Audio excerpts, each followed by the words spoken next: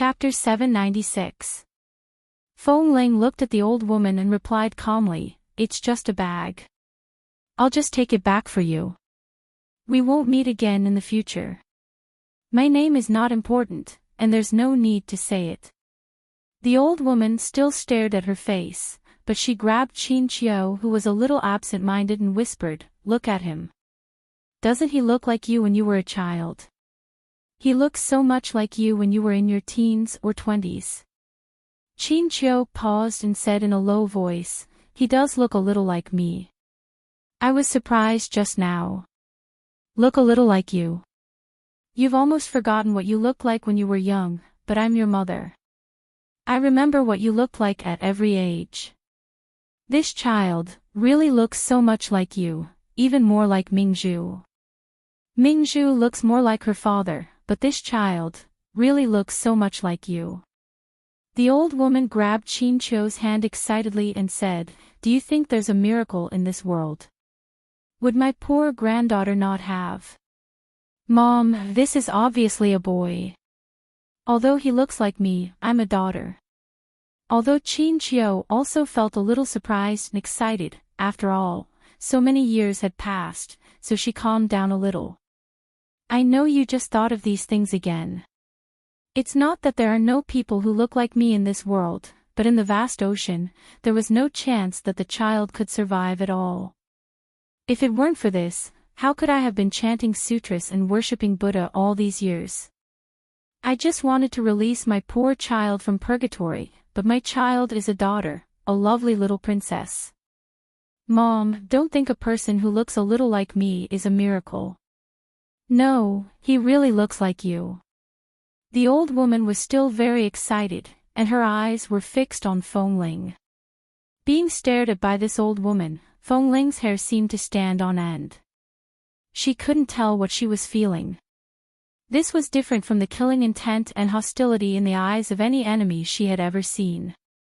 She wouldn't feel anything for those kinds of enemies, but now, goosebumps all over her body seemed to be falling off.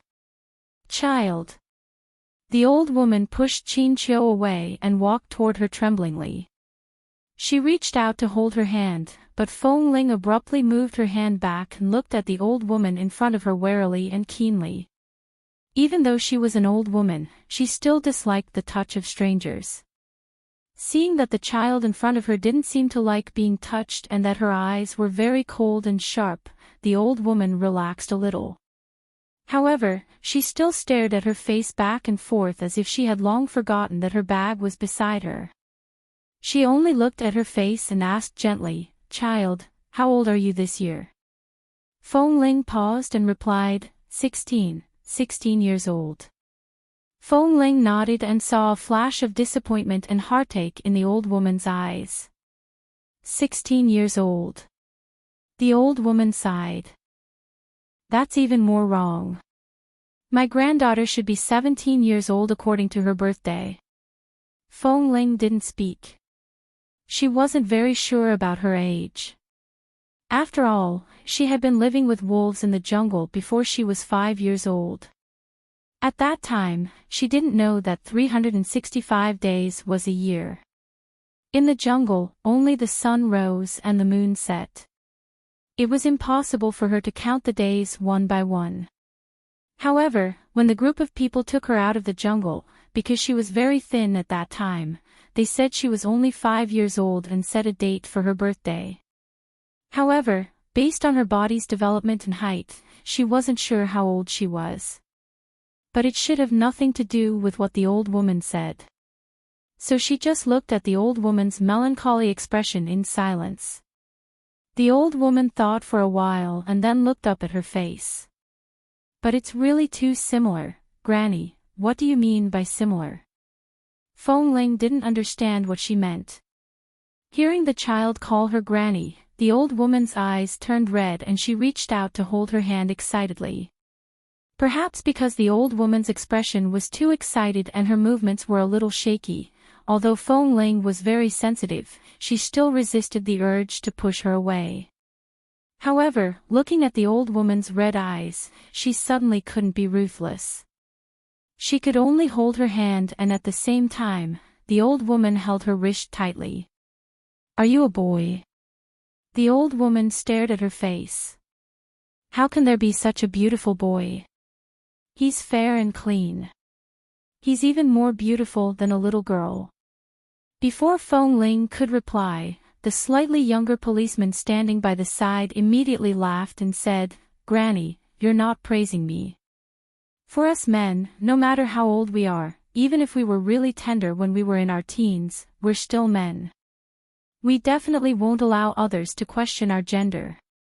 When I was in my teens, I was also good-looking. When I heard that I looked like a little girl, I really burst into flames from the bottom of my heart. I was especially angry. I definitely couldn't listen to such words.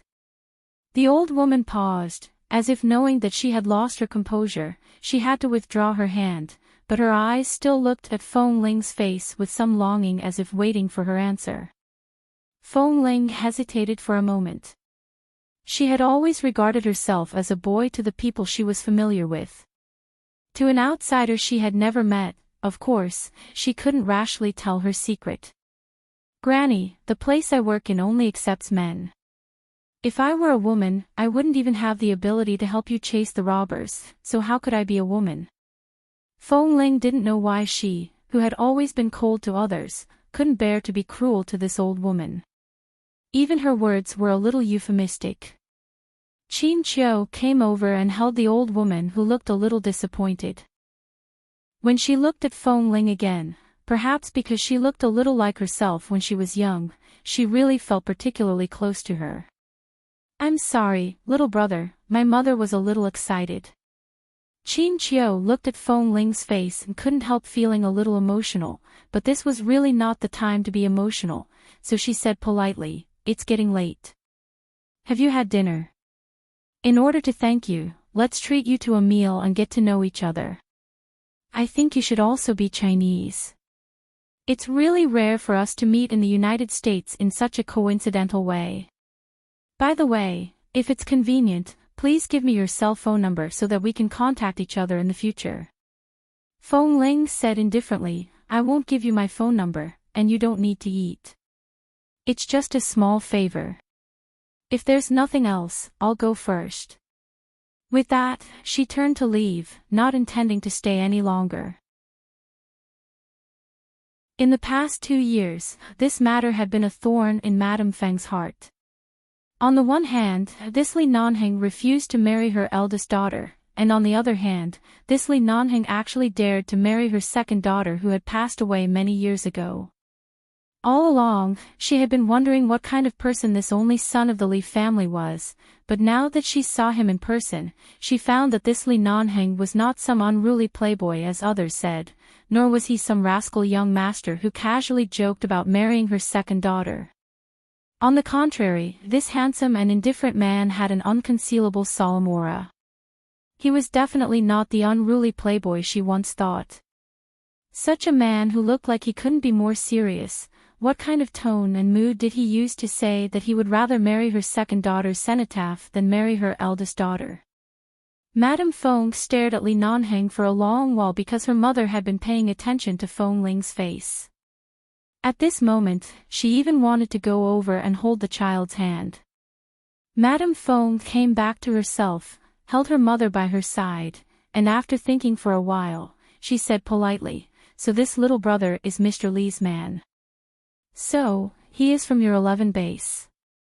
The Feng family and the Li family had been friends for many years, so she naturally knew the Li family's background very well. It was not surprising that Madame Feng knew the existence of 11 base. Nanheng looked sideways, glanced at Feng Ling who walked to his side and obviously didn't intend to stay for long, and smiled slightly. This is Madame Feng, and the one next to her should be her mother. Speaking of this, Nanheng lowered his eyes and said in a voice that only Feng Ling could hear, What a coincidence, your surname is also Feng. Feng Ling didn't find this coincidence strange. Although in the United States, Chinese people were a minority, and the surname Feng was also very rare, she didn't even know who her parents were or what her real surname should be, so this coincidence could only be a coincidence to her and had no other meaning. "Boss, the bags have been brought back for them. Let's go." Feng Ling couldn't resist the various complicated emotions and expectations in the old woman's eyes, and she felt that her heart was inexplicably sour. She raised her eyes to look at the man who was much taller than her. "It's just a favor. There's no need to say too much to them here. Now you know there's trouble. Just now I saw that you were faster than anyone else when you were chasing the robbers," Nanhing said and patted her on the head. Feng Ling, how could they be confused? She didn't usually care about other people's business. If it weren't for the fact that the old woman was struggling and anxious to chase the robbers, she instinctively went forward to help, or she wouldn't have bothered to care about this kind of business. Madame Feng walked up to them with the help of the old woman. "Mr. Li, since we are all acquaintances, and this little brother is also one of your people, we should sincerely thank you. You haven't had dinner yet, have you? Let's have dinner together. It's our treat." Nanheng's hand was still in his trouser pocket. He tilted his head and looked at Feng Ling mildly. "Do you want to eat?" Feng Ling was about to say no when Madame Feng spoke again. "In addition, when the Feng family visited the Li family last time, I didn't go with them. This is also a pity. It's rare to coincidentally meet Mr. Li here today. Let's have a meal together." Hearing that Madame Feng and Nanheng seemed to know each other and seemed to have some kind of relationship, Feng Ling immediately choked back the words of refusal. She turned to look at the two people but felt that there was no reason for her to ask what Nanheng's relationship with them was. The moment she turned, she met the old woman's gaze on her. Feng Ling swallowed the words that were about to come out of her mouth. She turned, and her shoulder inadvertently brushed against Nanheng's. She whispered, "Boss, I'll listen to you." Nanheng's cold brows moved slightly. He glanced at Madame Feng indifferently. Chapter 798. Li Nanheng said, "Since Madame Feng is so kind, as a junior, if I still refuse, it will be too disrespectful to the two of you. However, the base has a limited time to go back at night. We can't delay for too long. Even if we eat together, I'm afraid it will be too rushed." "It's okay. It won't be too hasty. We'll just eat something nearby. My mother happens to be tired and wants to thank the little brother who helped her get her bag back." Qin Qiu smiled and then looked at Feng Ling, who looked calm. "Little brother, let's go have dinner together." Since Boss Li had already agreed, Feng Ling had no reason to refuse. She nodded silently and didn't say anything else. The old woman had been looking at Feng Ling's face all the time and wanted to say something. She looked so much like Qin Qiu when she was a child. When Qin Qiu's second daughter was born, everyone said that the eldest daughter, Feng Mingzhu, looked like her father since she was a child, and when the second daughter was born, everyone said that she looked like her mother. How could there be two people in this world who looked so alike? But this child's age was not right, his gender was not right. It seemed that everything was wrong. The old woman did not dare to say anything, but as soon as she saw the child in front of her, she couldn't hide the excitement in her heart. In the police station, she briefly explained the cause and effect of the incident with the robbers and finally left the police station. Because the old woman was old, it was inconvenient for her to walk too far. There were indeed several good restaurants nearby, so she simply went to a nearby Michelin restaurant. After sitting down, Mrs. Feng, Qin Qiu, answered a phone call, then her eyes fell on Feng Ling's face and she looked at her with a smile. "Little brother, what do you like to eat? Just order it. Don't be too polite." Feng Ling didn't have much smile on her face. She had never sat down to eat with strangers like this before. She just nodded to Mrs. Feng and said lightly, "Thank you, I'll just have a simple meal." "Child, there's no need to be so polite. You helped us get our bags back. There's something very important in this bag. It's equivalent to half of this old woman's life. Such a meal is not enough to express my gratitude to you. Please don't be so polite with us. At this time, the old woman also spoke with a smile, looked at Feng Ling tenderly, and sighed with a smile. Alas, maybe it's because we really hit it off. I like you very much. But why did you enter 11 base at such a young age? Although I know many people are not qualified to enter that place, it must be very hard. Is it very tiring? Nanheng asked Feng Ling meaningfully. His voice was indifferent. Feng Ling, it's not hard at all. Life in the base suits me very well. Everyone has their own life. At least, I'm very satisfied with my current life. Hearing such an answer, Nanheng's expression did not change, but the corners of his mouth slightly curled. The waiter of the restaurant came to order, but Nanheng was not interested in ordering. Mrs. Feng and the old woman also insisted that Feng Ling order, so Feng Ling chose 2 light vegetarian dishes on the menu and then put the menu in front of Mrs. Feng and the old woman. Seeing the 2 dishes that Feng Ling ordered, the old woman said with a smile, "Qin Qiu, this child likes to eat light vegetarian dishes just like you." Yes. Qin Qiu knew what her mother meant by this. Perhaps it was because the boy in front of her really hit it off with them. They were so fated, so alike, and even their tastes were similar. It inevitably reminded her of the poor child who fell into the sea. Qin Qiu didn't want to mention these sad things in front of outsiders, so she looked calm and just said with a smile, "Mr. Li, we've never met, but I can recognize you. I think you probably know the reason." Of course, Nanheng didn't know that Feng Mingzhu had secretly taken photos of him with her cell phone, but he could guess that it was all because of Feng Mingzhu. He didn't answer but just smiled politely at Mrs. Feng. When the old woman pushed the menu back to him, he lowered his head to pick 2 dishes with a scrutinizing gaze, and then ordered a few kinds of soup stock and light vegetarian dishes for the 2 of them. Feng Ling was not a talkative person. She was usually a very silent person, and at this moment, she would not say a word unless it was necessary. Mrs. Feng first wanted to thank him, and secondly, she wanted to know what kind of person Nanheng was. After getting to know him, the unpleasant thoughts in her heart about this young master of the Li family gradually disappeared. Although she had never intended to marry a daughter who had been dead for many years to someone else, let alone in such an incredible way as a cenotaph, she couldn't reject a person like Li Nanheng from the bottom of her heart at this moment. If the Li family and the Feng family still had this idea, if Nanheng really planned to marry her daughter who had died many years ago, at least in a sense, it meant that her daughter had always existed in many people's hearts and had never disappeared. If they really had to go to this step, Qin Qiu thought that maybe she wouldn't hysterically refuse him again. If her second daughter was still alive in this world, she would definitely like such a man. At this time, Qin Qiu received another call, then stood up and glanced outside.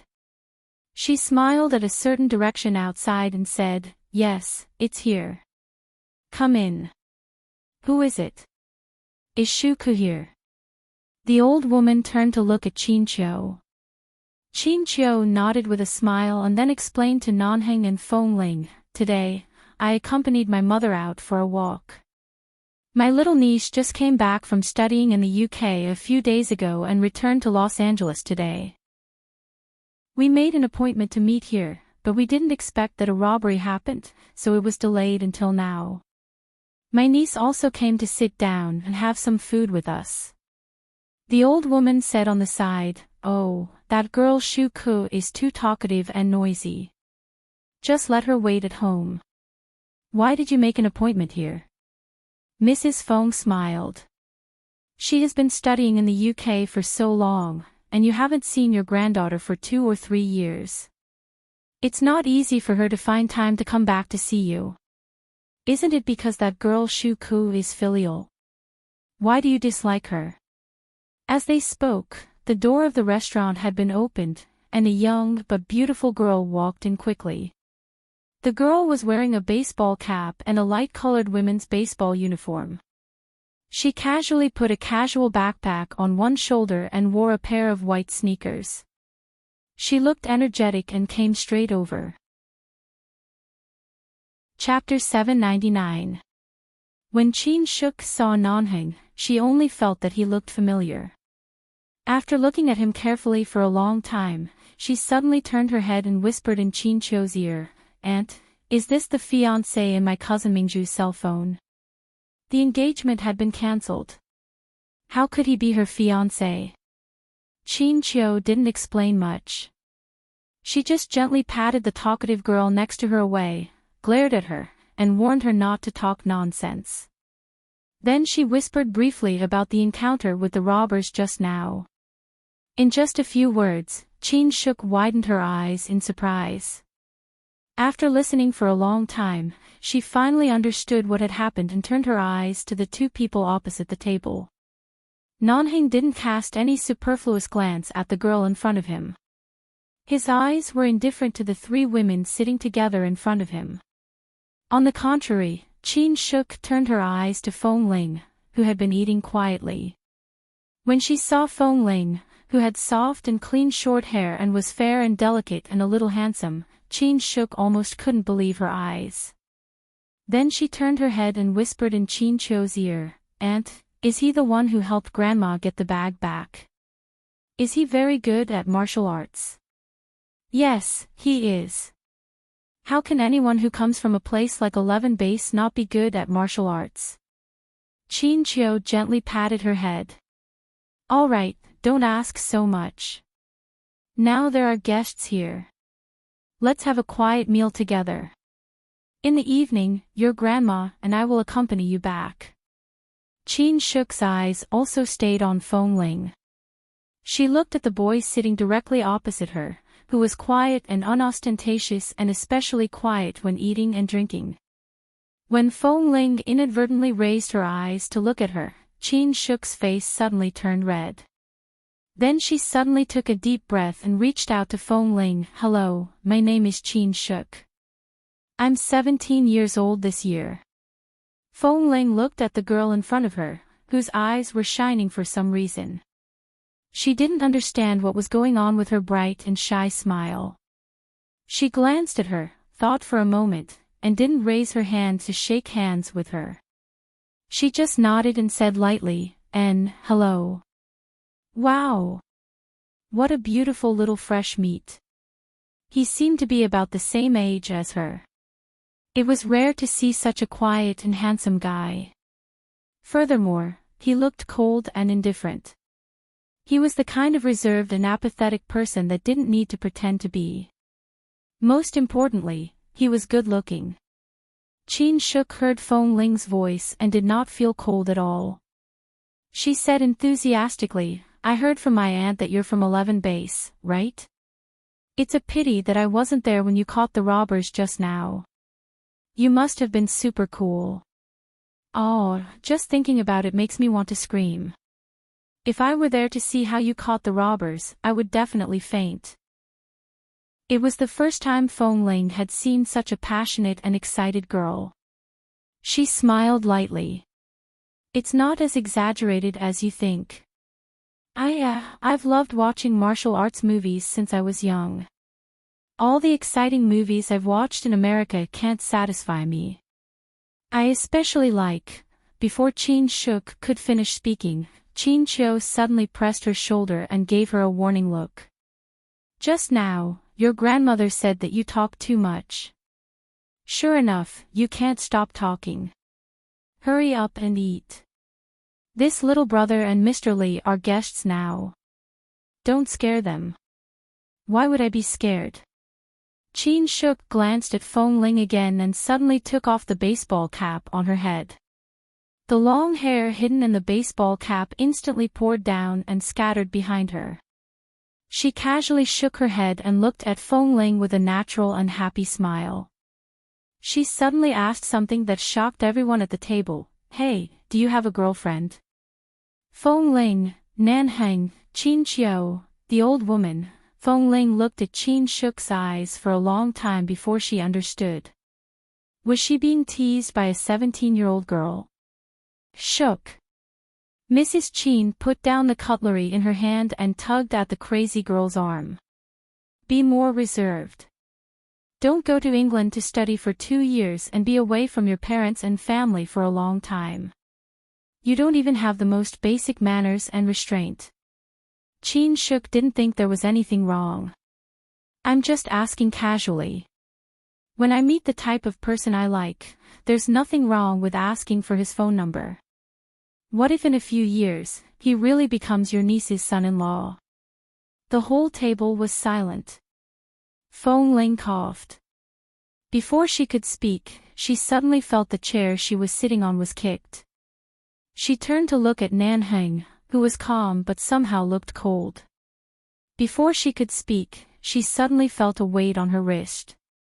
The man silently grabbed her wrist and pulled her up. Didn't you say you wanted to go to the bathroom? I'll go too. Come, let's go together. The man turned and walked away, not even looking at the people at the table who were stunned. Feng Ling thought, when did I say I wanted to go to the bathroom?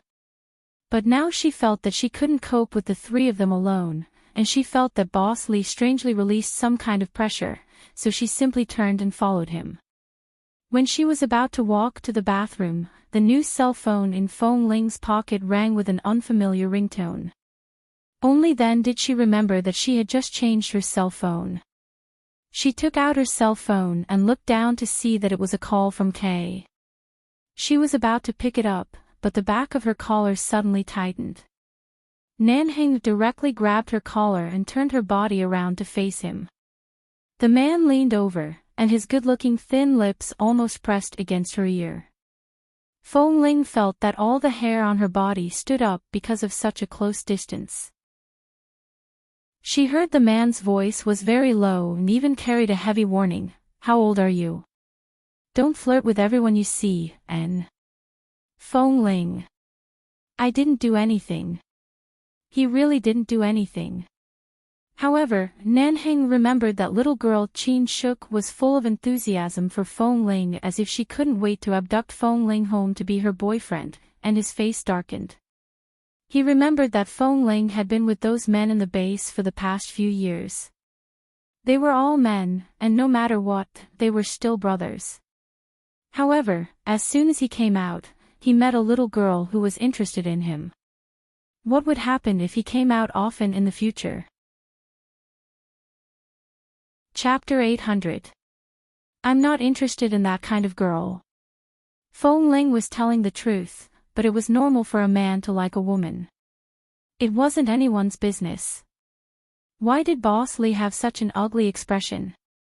Was Boss Lee interested in that Qin Shuk? No way, the girl was not even 18 years old. Boss's taste was too, but thinking about it, Li Nanheng even dared to barge into a man's room after drinking too much, let alone a beautiful girl. After dinner, come back to the base with me. Nanheng didn't show any extra expression because of her words. He just glanced at her indifferently and then glanced at her back facing the bathroom. Where are you hiding your eyes? Have you never been to the bathroom?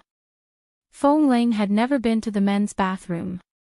When she was in the orphanage, she also had a small room by herself. There was an old bathroom and toilet in that abandoned building. Fortunately, there was no one else living in that building, so she had her own space. After arriving at the base, each room of the base members had an independent bathroom. She didn't go to the bathroom often and usually went back to her room to do it.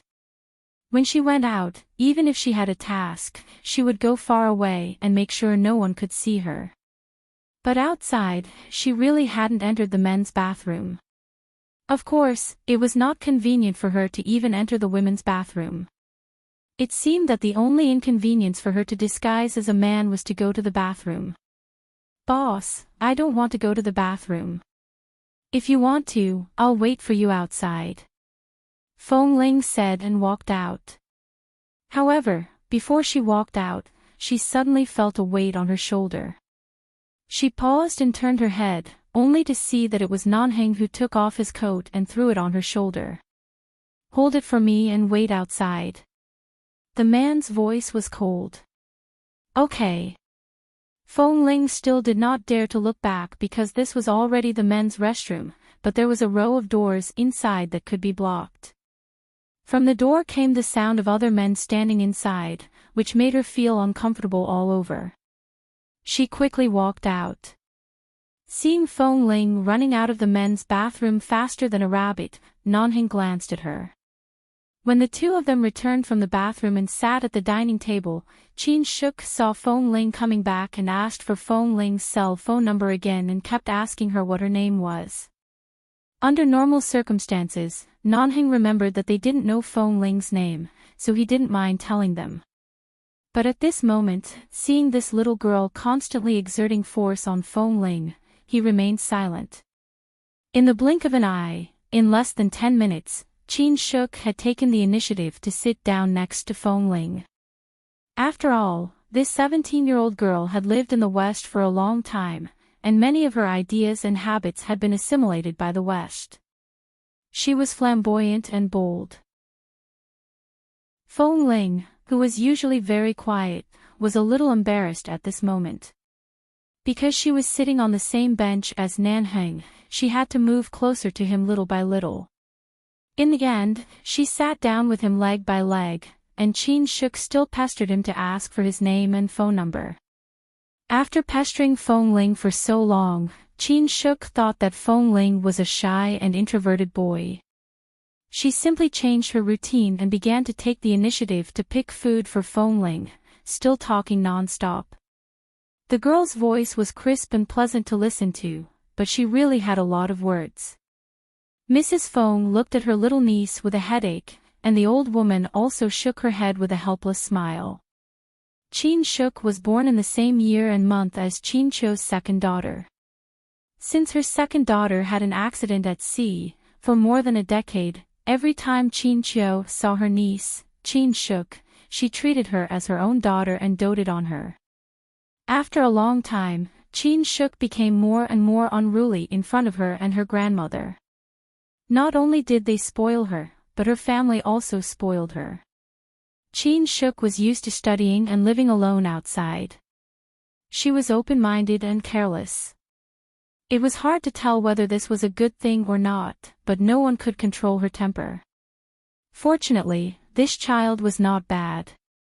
"Little brother, my niece's personality is like this. Since the two of you are about the same age, it is not too much to exchange contact information. In any case, it is also a good thing to make more friends of the same age." Qin Chou saw that her niece had been unable to get the phone number, so she simply smiled and said something to help. As soon as Qin Chou finished speaking, the people at the table suddenly felt as if the air around them had condensed. They really felt a little cold inexplicably. Although Nanheng didn't say anything from beginning to end, from the smile on the corner of his mouth and the way he flicked the ash off his cigarette, it was obvious that he was gradually exuding a chill. Why did young Master Li seem very unhappy when he just asked for a phone number? Could it be that 11 Base had its own rules that the phone numbers of base members could not be disclosed to outsiders at will? Thinking of this, Qin Chou realized her carelessness. She hurriedly glared at Qin Shuk and sternly asked her to come back to her side and stop pestering Nanheng. Seeing that her aunt seemed to be about to get angry, Qin Shuk had to get up and return to her side.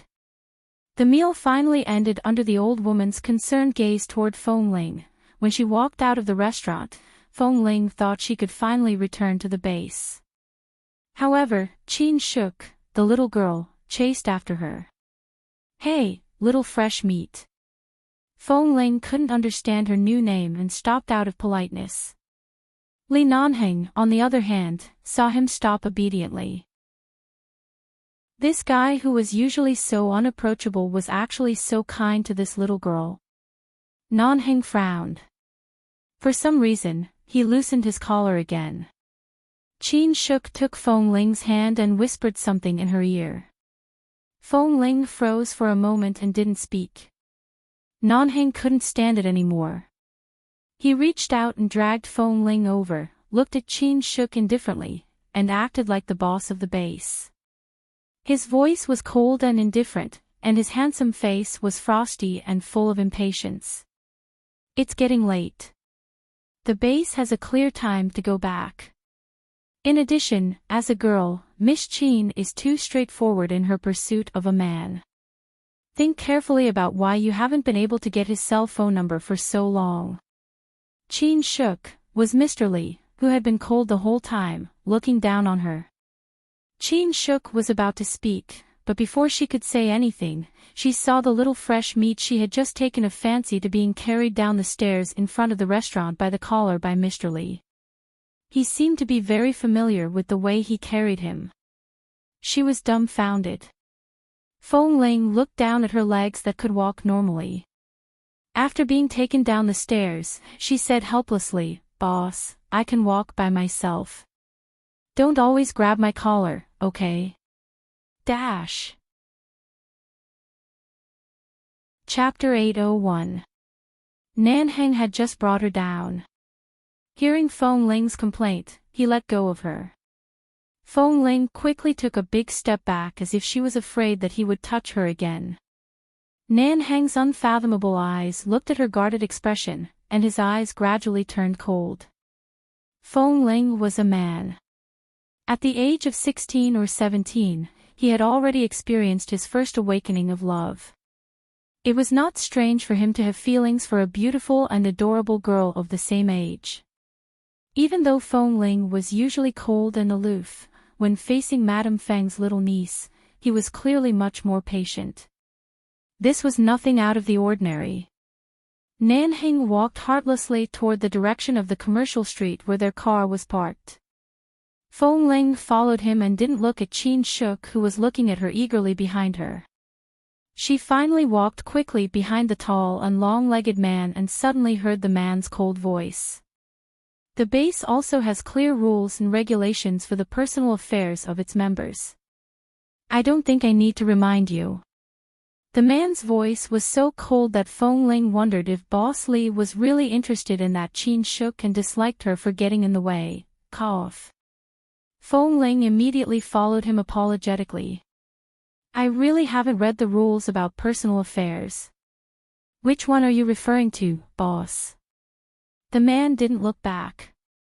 You can't fall in love under the age of 18, and you can't have emotional entanglement with anyone outside the base except your parents and relatives.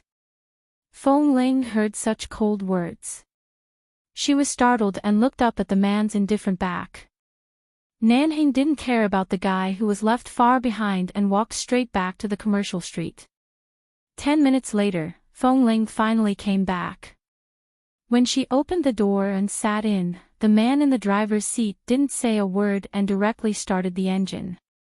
The sound of the Hummer's accelerator was usually not loud, but at this moment, because the man suddenly increased the engine power, the accelerator instantly emitted a heavy sound, and the car directly rushed out of the parking lot of the commercial street.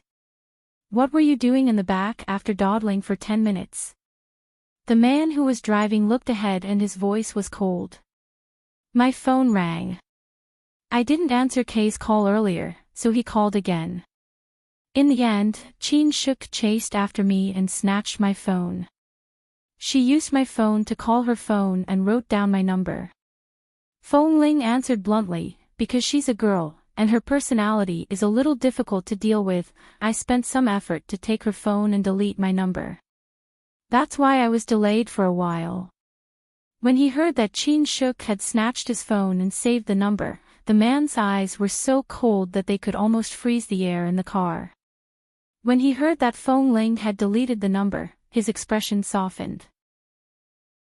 By the time they returned to the base, it was already past 10 o'clock at night. Feng Ling bid farewell to Nanheng and prepared to return to her residence. However, the man behind her said coldly, Wait. Boss, is there anything else? We live on the same floor. We'll go back together later. First, follow me to the base's conference room. All right. Seeing Feng Ling's serious expression, whether outside or in the base, Nanheng glanced at her again. Feng Ling was looking at him, but since she accidentally heard his affirmation of her, her eyes were no longer so cold and repulsive. Instead, she completely regarded him as a respected boss and leader of the base. Walking toward the base's conference room, Nanheng tilted his head to light a cigarette and said mildly, "The 5 of you will train for another month. After a month, those with excellent shooting performance can first undergo real long-range sniper training. For these days of training, what do you think of the other 4 people?" Feng Ling walked beside him and said, "What do I think? The 5 of you will undergo such an individual interrogation. Although the 5 of you form a sniper team, you are also equivalent to an enemy of the same level. Only those who are truly better than the other 4 people will be valued and will be taught separately. As for long-range sniping, not everyone can easily grasp it. The reason why I haven't let you officially touch the sniper rifle is because the 5 of you can only come into contact with it when you completely reach the passing line." With that, Nanheng placed the cigarette between his fingertips between his lips, narrowed his eyes, and casually unbuttoned his cuffs. He rolled up the sleeves of his black uniform until a vague but large scar appeared on the inside of his arm. Feng Ling didn't pay much attention to it before because the scar in this position was not easy to be discovered. This was the first time she saw the scar on the inside of his arm. She didn't expect it to be so large. This is the consequence of picking up a sniper rifle without being familiar with the rifle and all the indicators. Nanheng took the cigarette with the other hand and said mildly as he walked, "When I was 12 years old, I thought I was very good at everything growing up in 11 base. When I wanted to play with a sniper rifle, because I hadn't practiced my shooting skills well and didn't know how to prevent the back of the sniper rifle from catching fire, I secretly went to the arsenal to take out my master's sniper rifle. After firing 2 shots, the back of the rifle caught fire, and the fire directly spurted out from the back, burning the place where my arm was connected to the butt of the rifle." Nanheng casually put down his sleeve and said mildly, "At that time, I can only say that I was lucky. Because I didn't know how to play with a sniper rifle, I accidentally fired the bullet from the front. Otherwise, if the bullet was not inserted correctly, it would have directly penetrated my arm from the back, which was equivalent to directly crippling an arm." At the same time, he curled his lips coldly. Burns aren't like other external injuries. No matter how capable the Lee family is and how they invited doctors from all over the world to treat this scar on my arm, in the end, they could only clean up the seemingly hideous sores on the surface of the scar. But if you look closely, you can still see the obvious difference in color between the newly grown flesh and the original skin. Even though the surface is flat and there is no longer any effect, I will never forget the lesson I learned when I was 12 years old because I didn't know how to use a large gun recklessly. Chapter 802. Nanheng glanced at her and saw that they had almost reached the base conference room. He threw the cigarette butt down and casually stamped it out. He said indifferently, "In life, there is no need to think of others as noble. I am afraid that you will destroy my sniper rifle, just like when I was 12 years old. Because of a moment of recklessness, not only did I get seriously injured, but I also almost lost an arm. Even my master's sniper rifle was destroyed. Do you know how expensive a long-range sniper rifle is?" Feng Ling paused. Boss Lee really didn't know how to warn people at all. He was clearly concerned about their safety, but he had to relate it to the cost. Following Nanheng into the conference room, she found that Han Jin and several drill masters of the base were still waiting for Boss Lee here, including several people sent by the U.S. military. From the logo on their clothes, she could tell that their positions were not low. This should be a very important meeting, so Feng Ling stopped outside. "Boss, I'll wait for you outside." "Don't wait outside. Just go in." "But the people here are all, do you think you are a trustworthy member of the base?" "Of course." "Then go in." Feng Ling glanced at him again, but Nanheng had already walked in without looking back. She glanced at him again, paused for only a second, and quickly followed him in. At first, when they saw Feng Lin come in, Han Jin and the other drill masters were indeed a little surprised, but when they saw Feng Ling standing in front of the door and didn't come over to sit down, he looked calm but was obviously a little reserved. It was not difficult to tell that Boss Lee let this guy in, not him, so they retracted their gaze. Boss had his reasons for his actions. Since he had allowed Feng Ling to come in, he definitely had his reasons as well. The US military didn't fully recognize these people in charge of 11 Base and only knew to tell everything to Nanheng. After glancing at Feng Ling at the door, they didn't think much, but there were only a few people in this conference room. It wasn't difficult to guess that these people should be related to their secret mission and qualified to participate in it.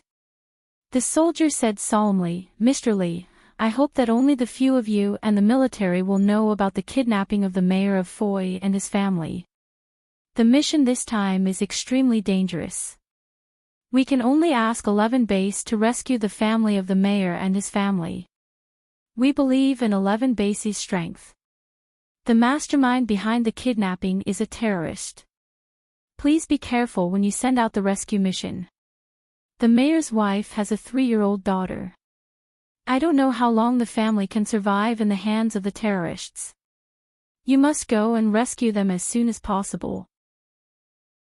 The rest of the meeting was about the personal and family situation of the newly established mayor of Foy, as well as the motive of the kidnappers, the locations of their accomplices around the world, their weaknesses, and the locations of their hideouts that had been discovered by the American police and military, as well as all sorts of other situations were explained. Feng Ling stood by the side and listened. She could tell how dangerous this mission was. Under normal circumstances, once 11 Base's mission came into contact with terrorists who threatened the interests of any country, casualties were unavoidable. Those terrorists were all desperados. They would strap bombs on their bodies at any time and perish together with them. Opponents who were not afraid of death were the most difficult to deal with.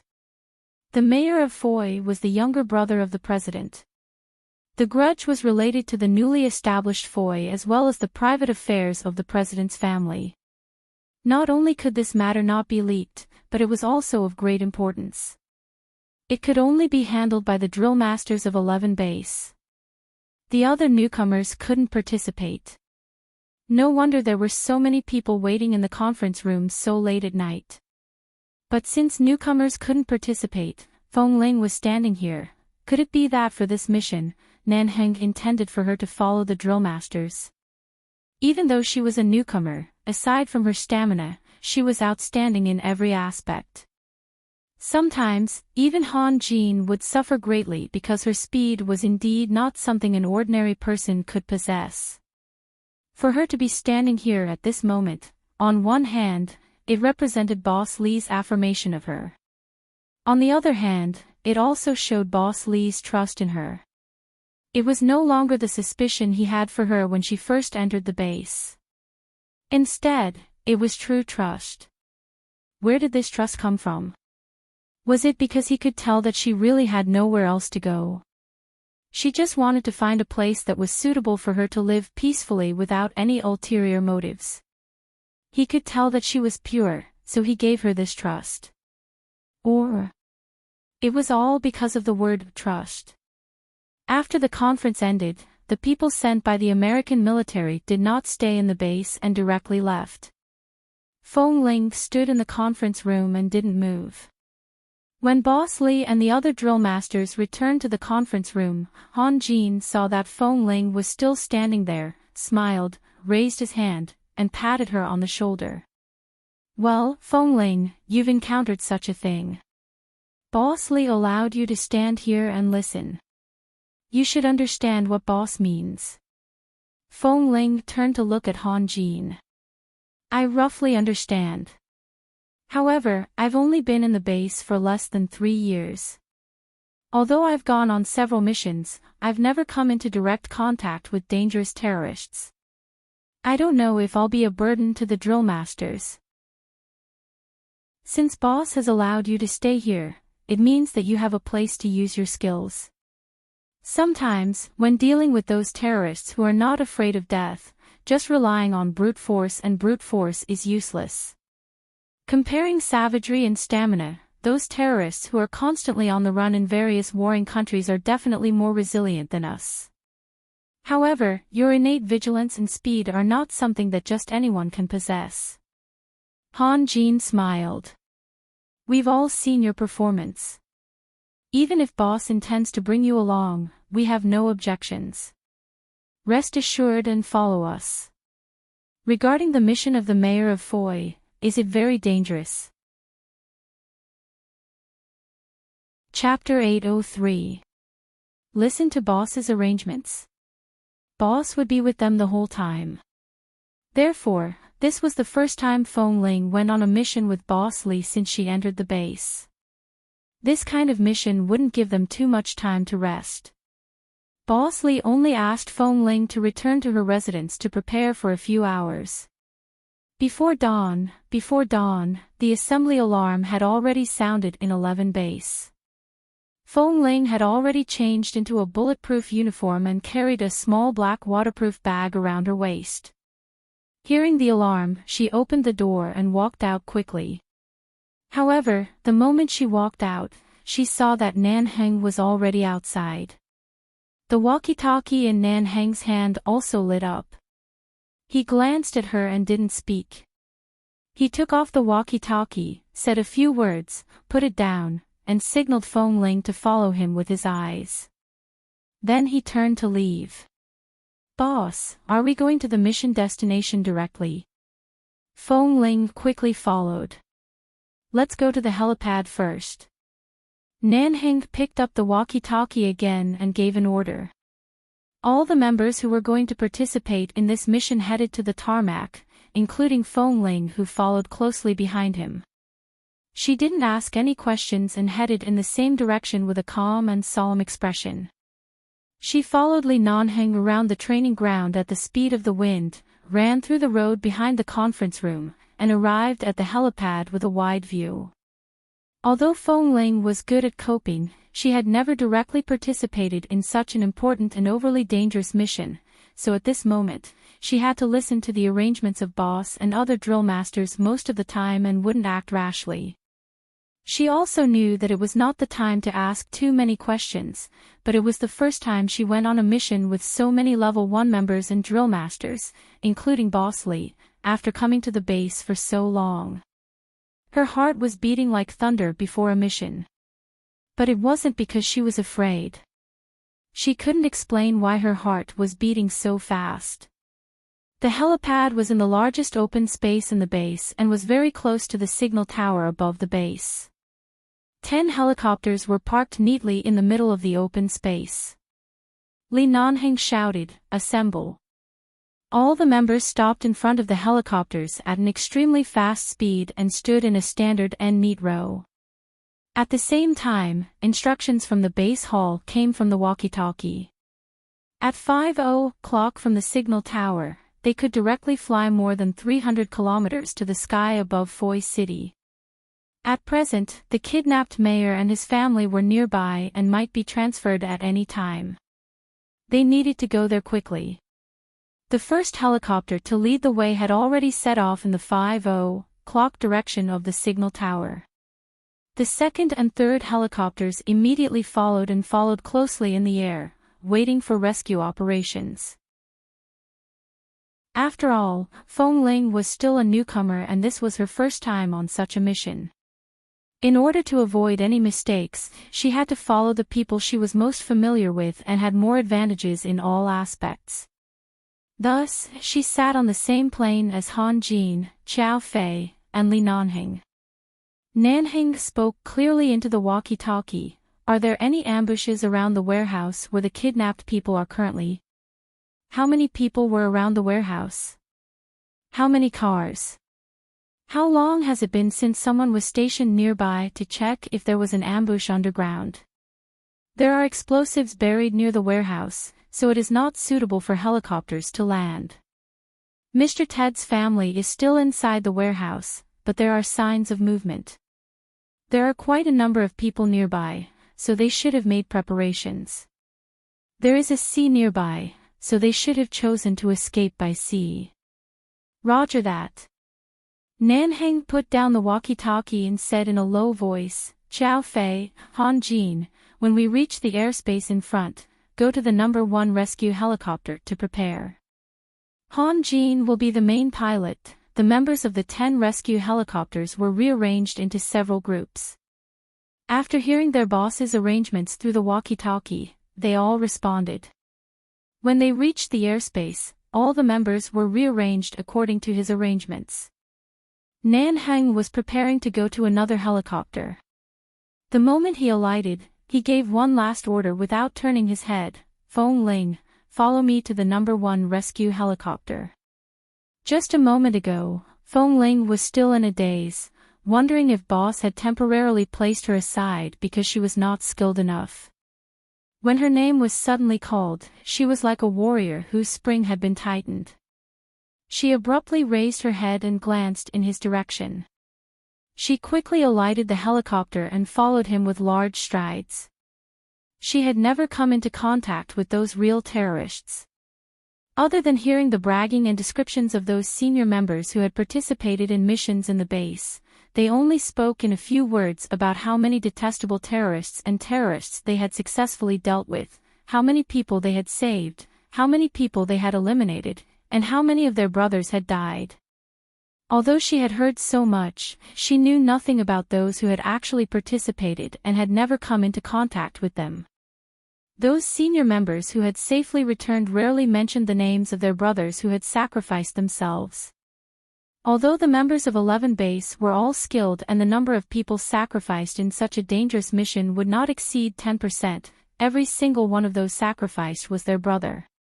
Not a single one of them did not feel heartache. Under those calm descriptions, no one knew just how dangerous terrorists were, and how low the chances of surviving in the rain of bullets, mines, and bullets were. Feng Ling followed Nanheng excitedly. In front of her, the tall figure nimbly leaped onto the first helicopter that was flying at the front and was also the most dangerous. He quickly sat down and put on his earphones. He was prepared to command and respond to the battle at any time. All of his actions were done smoothly without the slightest hint of panic. This kind of situation was completely different from when Feng Ling went on missions with the other newbies. What did it mean to be tempered into steel? This was it. Feng Ling's mouth was dry, and she felt her adrenaline surging. Her emotions, which had been agitated and unstable a moment ago, suddenly calmed down. She grabbed the cabin door, steadily jumped into the back seat, and fastened her seatbelt.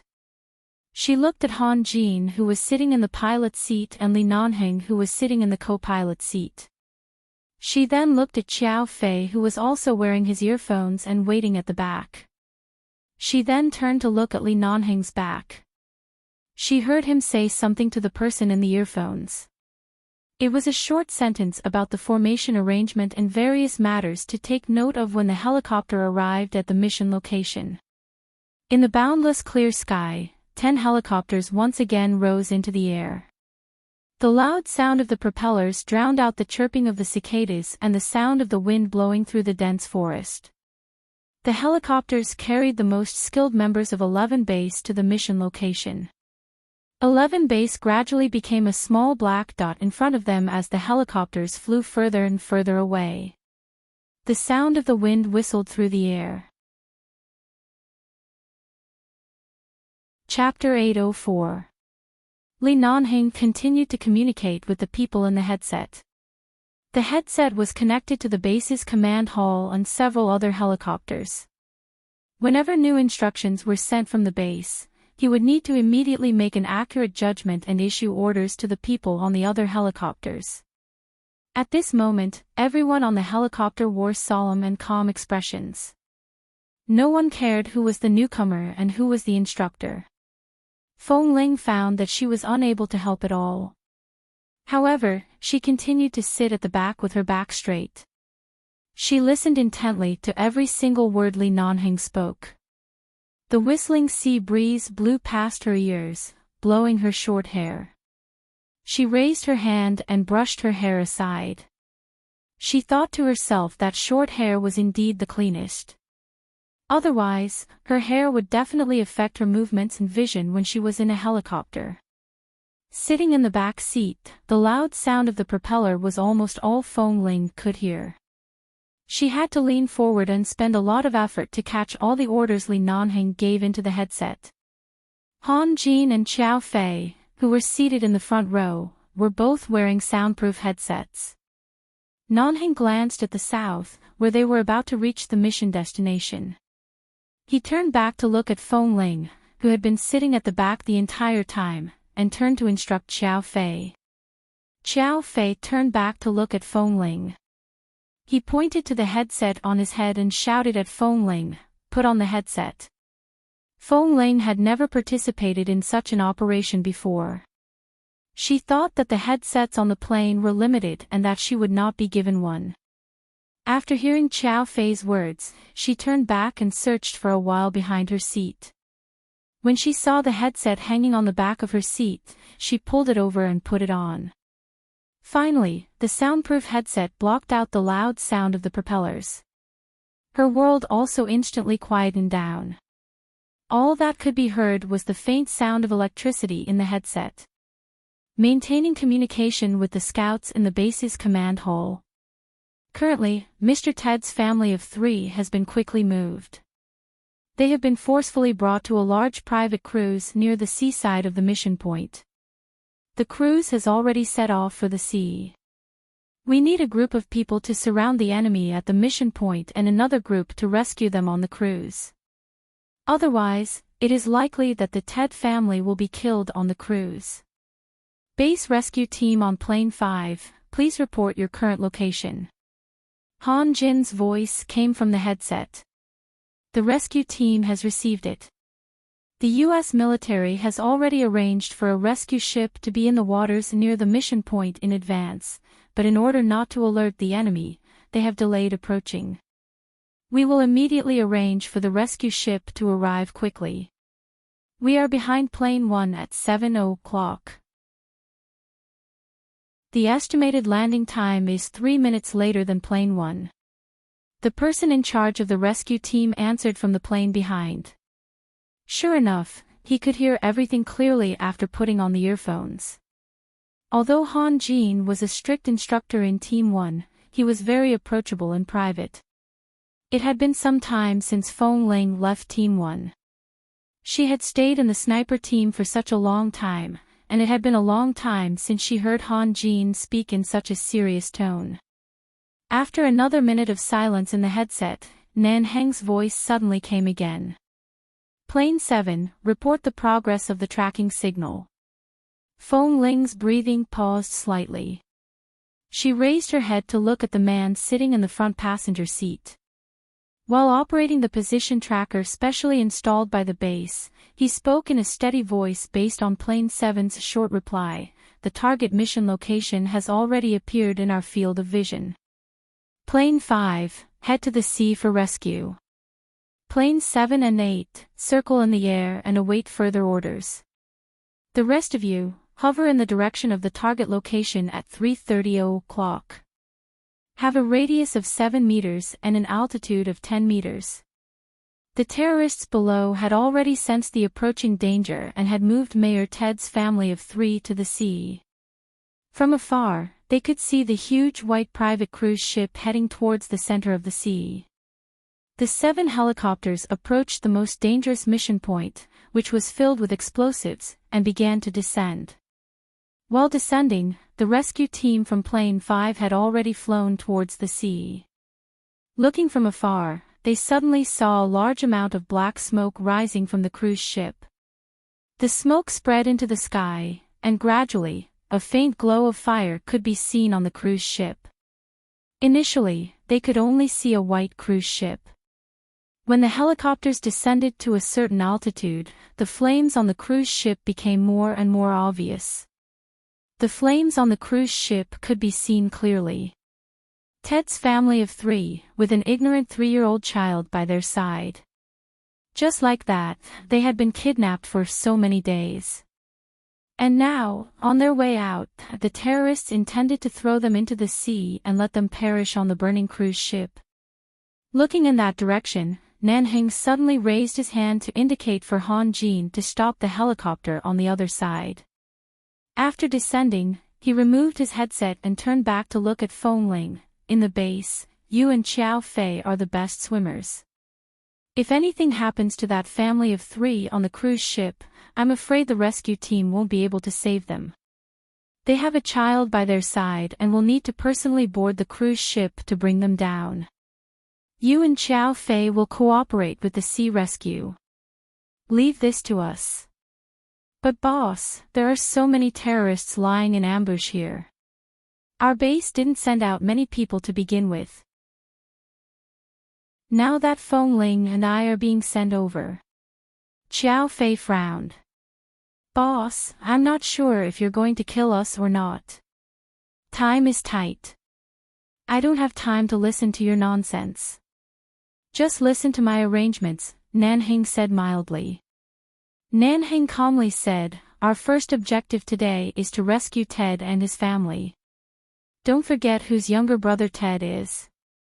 Our second objective is to face those violent criminals. With so many people here, you two won't make much of a difference. Hurry and head over. In the base's conference room last night, Feng Ling had already heard about the landmines and ambushes around the mission point. Although the people dispatched for this mission were all elites of the base, it was too dangerous. Now that so many people had been transferred away, she felt that it was only right for her to help out at the front lines and not head over to the cruise ship. She removed her headset and was about to speak when Xiao Fei directly stood up and opened the cabin door. At the same time, he said, Boss's words are in order. At any critical moment, you must listen to Boss's arrangements. Feng Ling, come down with me. Feng Ling paused for a moment before turning to look at Nanheng. The latter directly tossed 2 life jackets to her and said coldly, I know you're a good swimmer and don't need these things. Put them on first in case you need them. Feng Ling did not speak. She picked up the life jackets and held them in her arms. When she saw that Xiao Fei had already jumped down, she also jumped down. The entire process took less than 2 minutes. After she and Xiao Fei had retreated several meters, the helicopter in front of them took off once more. This time, it flew directly toward the mission point that was only 200 to 300 meters away. Chapter 805. Feng Ling followed Xiao Fei and sped towards the sea. A rescue helicopter had already approached and was slowly descending. At the same time, the military's rescue vehicle and rescue boat had also reached the vicinity of the sea. The cruise ship had already sailed for over 2,000 meters. The fire on the cruise ship was spreading rapidly. Initially, they could only see thick black smoke and a few sparks of fire. By the time the rescue helicopter descended to a certain height, the flames at the stern of the cruise ship could be seen more clearly. A few of the terrorists escorting Ted's family directly jumped into the sea from the bow of the ship, attempting to escape successfully through the surface of the sea. However, Ted's family did not appear. It was likely that they had been tied up in the cabin of the cruise ship, awaiting death. The military's rescue boat cooperated with the rescue helicopter and prepared to approach. However, the wind and waves were too strong. Both boats were swaying violently, making it difficult for them to approach. At this moment, the captain of the rescue team's helicopter sounded through the earpiece, "Report, the wind and waves are too strong. We are unable to board the cruise ship to rescue them. The rescue team has requested to release an inflatable raft. Please inform the military's rescue team to put on all life-saving equipment. Our team members will be using the ship's rescue method. We need to bring them out before the fire spreads." The base's main hall immediately sent out a notification to the rescue boat sent by the military. Feng Ling and Xiao Fei had already boarded the nearest rescue boat.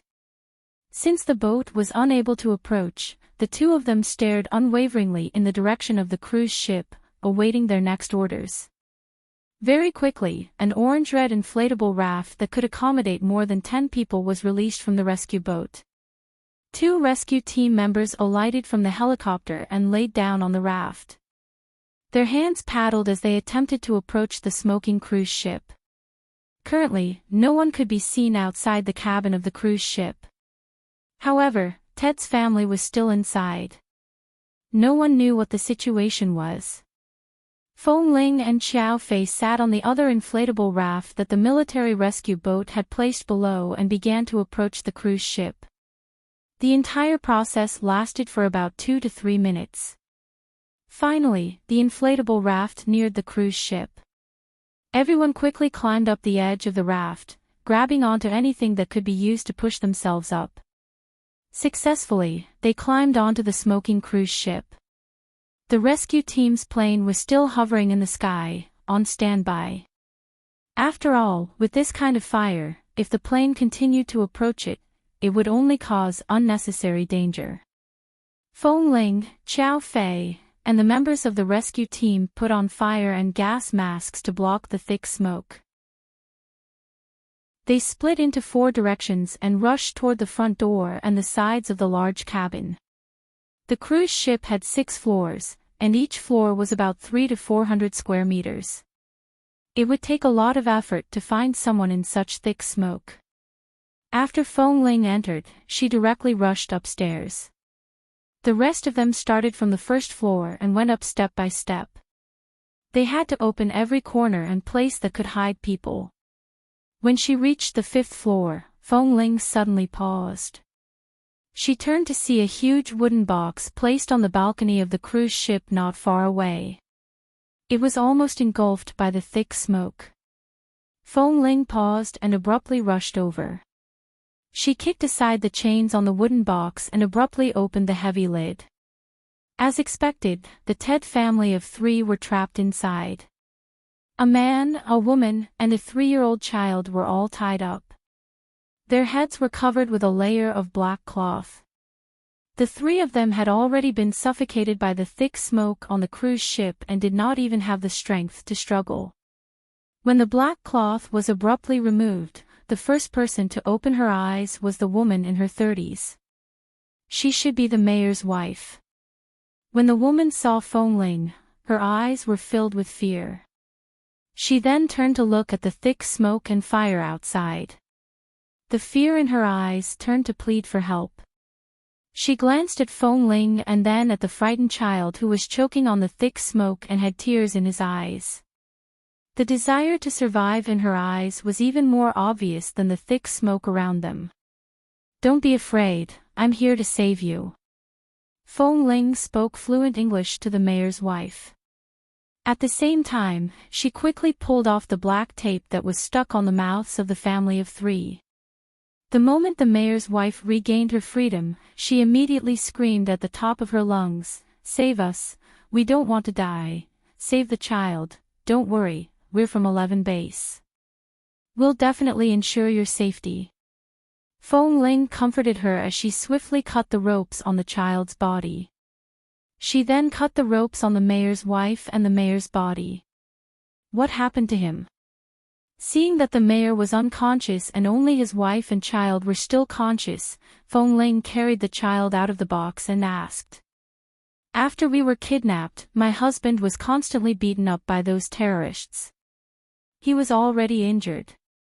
When he was brought onto the cruise ship, his head was smashed and he has been unconscious ever since." Mayor Ted's wife's eyes were filled with tears as she struggled to stand up from the box. When she saw that her child was in the arms of this young man who had rushed over to save them, she looked gratefully at Feng Ling. She reached out to help the motionless mayor up from the box with Feng Ling. At this moment, the rescue team had rushed up to the 5th floor. After hearing the commotion, the 2 people who had arrived first immediately rushed over. "Quick, help Mayor Ted down first. He's still unconscious. The thick smoke is too fatal." As Feng Ling spoke, she removed the gas mask from her head and placed it on the head of the child who was crying non-stop. She then turned to glance at the mayor's wife. Our men will carry Mayor Ted away first. Can you still walk? The mayor's wife frantically nodded at her. Her eyes were still nervously fixed on the child in Feng Ling's arms. It was clear that she wanted to leave with Feng Ling and the child. She did not wish to be separated from the child. 2 members of the rescue team carried the mayor, who weighed over 100 kilograms, out. Feng Ling carried the crying child in her arms as she gestured for the mayor's wife to follow her. When the 2 brought the child downstairs, Xiao Fei rushed over. How is it? Is there anyone else up there? No, there's only their family of 3. Mayor Ted is currently unconscious. His wife and child are still relatively conscious, Feng Ling said as she continued to walk out. If the cruise continues to burn, the oil tanks will explode. In order to prevent the mayor's wife from receiving any further shock, Xiao Fei spoke in a soft voice that only Feng Ling could hear. Chapter 806. However, just as Xiao Fei was being urged by Feng Ling to get off the cruise ship and onto the inflatable raft, an accident happened. At that moment, the flames from the back of the cruise had already spread to the front of the ship. The entire cruise was about to be engulfed by the flames. Only the mayor's wife remained on the deck with a nervous expression on her face and Feng Ling, who was carrying her wailing child. The mayor's wife looked at the flames behind her and cried out for help in a panic. However, she did not dare to jump into the sea. She was afraid that she would not be able to make it onto the inflatable raft and that she would be killed if she jumped into the sea. Thick smoke rose into the air, choking the mayor's wife as she coughed and cried. Accompanied by the hoarse cries of a 3-year-old child, Feng Ling felt as though her entire world was about to explode from her crying. The flames grew stronger and the inflatable raft was unable to get too close to the cruise. As time passed, the inflatable raft had to move further back. Otherwise, it would not be able to carry anyone due to the flames. Seeing that the mayor's wife refused to jump into the water despite her cries, Feng Ling furrowed her brows and shouted harshly, "Jump! Jump! No! I don't dare, jump if you want to live. Hurry, I'm afraid, if this place continues to burn, neither the 2 of us nor this child will be able to survive. Do you know how large the oil tank is on such a large cruise? Do you know that if the oil tank explodes, we will all be blasted into nothingness? Hurry and jump!" Feng Ling shouted angrily, "Jump!" Seeing that the mayor's wife continued to cry and shake her head, Feng Ling angrily held onto her child with one hand and pushed her off with the other. However, the mayor's wife held onto the railing with all her might. She did not dare to jump down no matter what. She screamed, "I don't know how to swim. I'm afraid of water. I'm very afraid. I don't dare. Hurry and jump."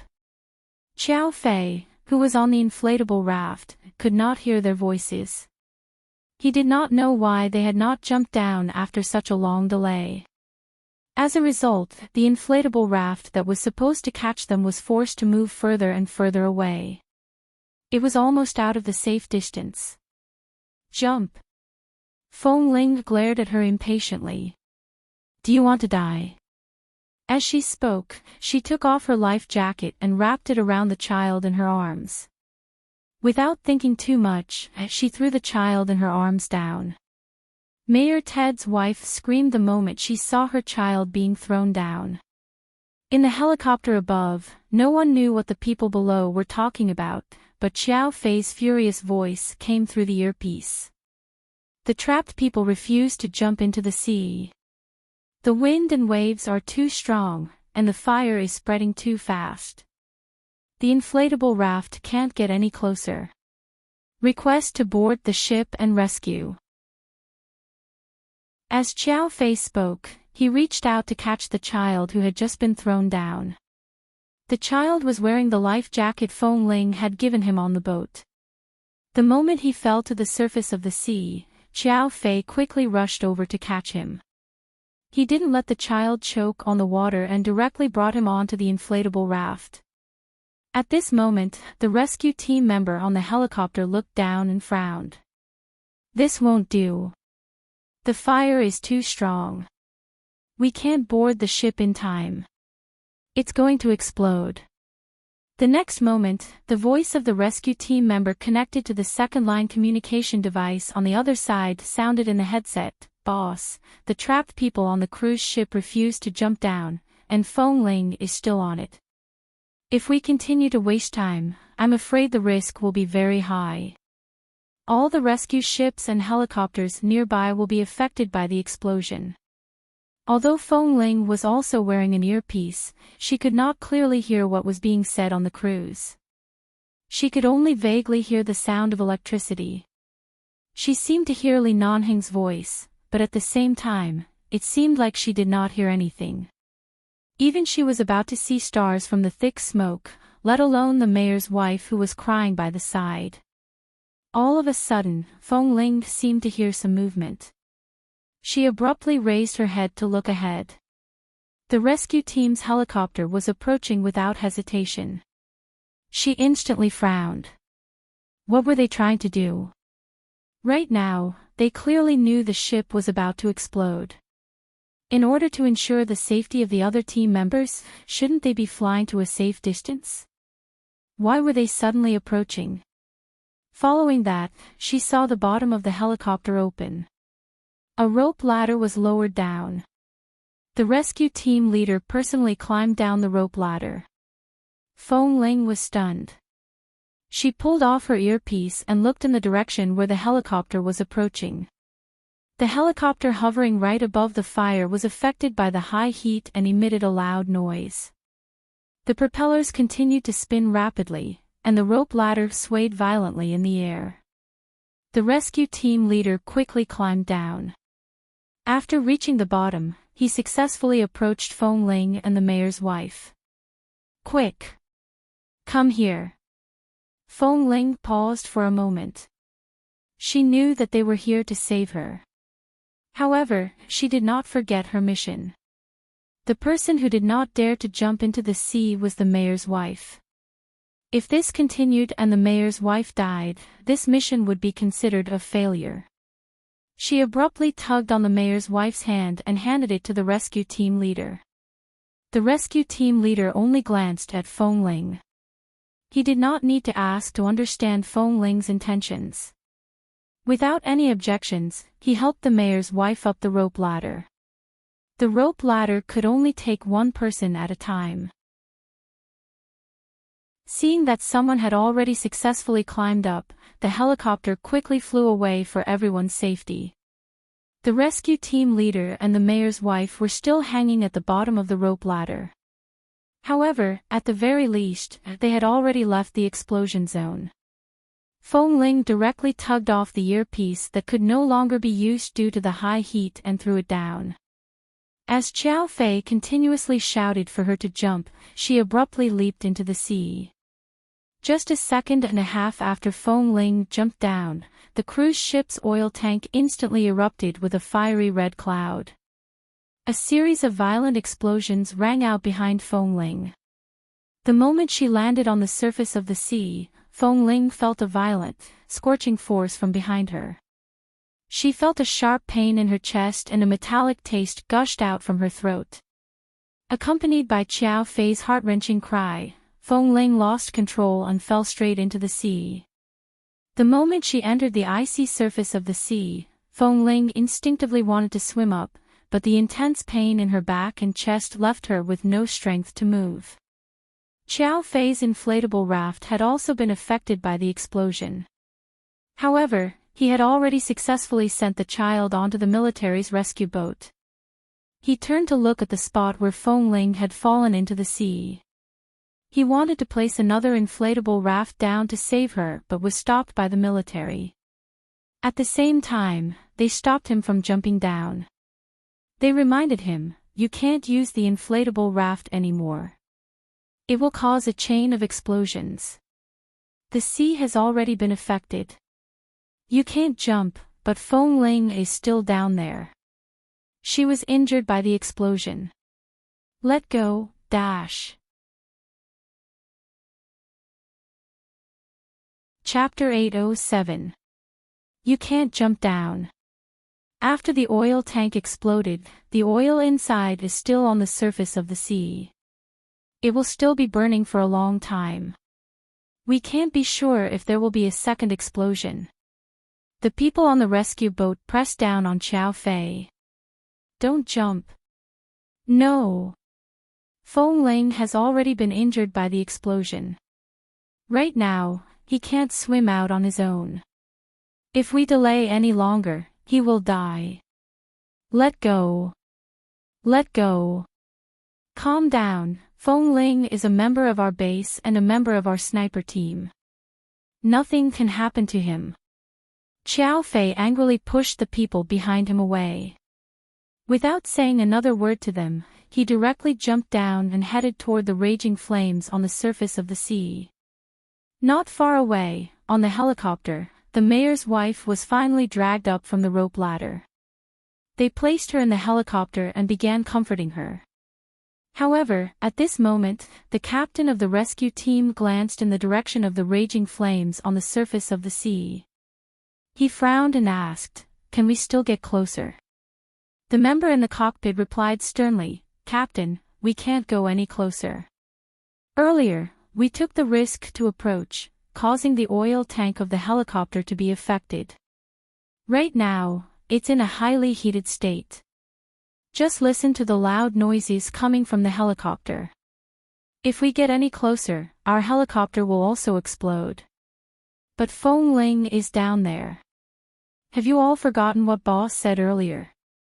When the mission ends, not a single person can be left behind. Everyone must return alive.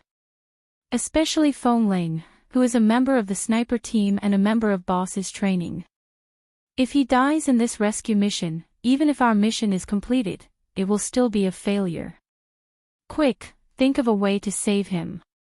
But the flames on the surface of the sea are still gathering. We really can't get any closer. When the captain of the rescue team heard this, he abruptly put on his headset. He frowned and reported the current situation to Boss, who was currently fighting with the terrorists. The area where Feng Ling had fallen into the sea was only 2 to 3 kilometers away from the shore. Although it was not deep into the sea, it was definitely at least 70 to 80 meters deep. Those who did not know how to swim would definitely lose their lives here. Feng Ling was a good swimmer, but at this moment, the bones in her body felt as though they were about to fall apart and reform. She was in so much pain that she couldn't move at all.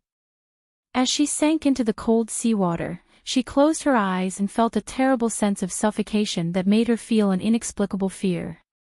She didn't know where this fear came from, and she had never felt that she was afraid of water. But at this moment, an indescribable feeling drowned her like cold seawater layer by layer. However, when she closed her eyes and instinctively waited for death, Li Nanheng's figure inexplicably popped up in her mind.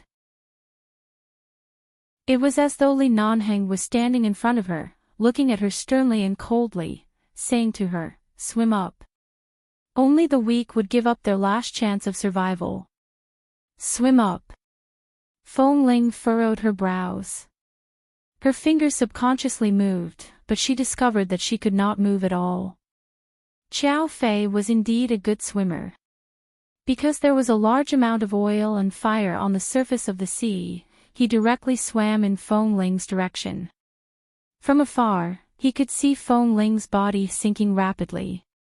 Xiao Fei swam forward in one swoop and reached out to hold Feng Ling's waist. He directly held her tightly in his arms. Under the sea, and because of the oil and fire, it was temporarily impossible to tell which direction to go. He could only forcefully bring Feng Ling to swim in a temporarily safe direction. When they finally broke the surface of the sea, Xiao Fei held Feng Ling with one hand and used the other to forcefully wipe his face. He took 2 deep breaths and turned to look at Feng Ling, who was weakly leaning against him. The body of the youth in his arms was unbelievably soft. Xiao Fei furrowed his brows and called out to Feng Ling. Seeing that there was no reaction, he knew that Feng Ling had inhaled too much smoke and choked on water. His lungs were blocked and his breathing was affected. If they delayed any longer, they would really die. However, Xiao Fei turned to look at the position of the sea where he and Feng Ling were. Unknowingly, due to the momentum of the waves and the force of his own swimming, they were already very far away from the coastline. Those useless people who only watched but did not do anything had not driven their boats here in time. It was likely that they would not be able to find them in a short time.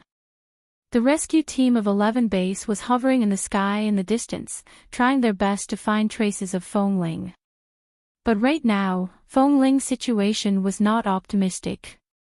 Xiao Fei turned to look at how close they were to the coastline.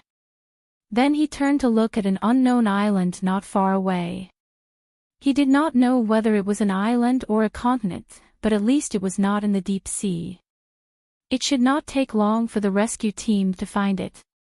Xiao Fei wiped his face hard again and directly held Feng Ling firmly. Just like this, he swam in the direction of the island with Feng Ling. With great difficulty, he finally brought Feng Ling onto the island.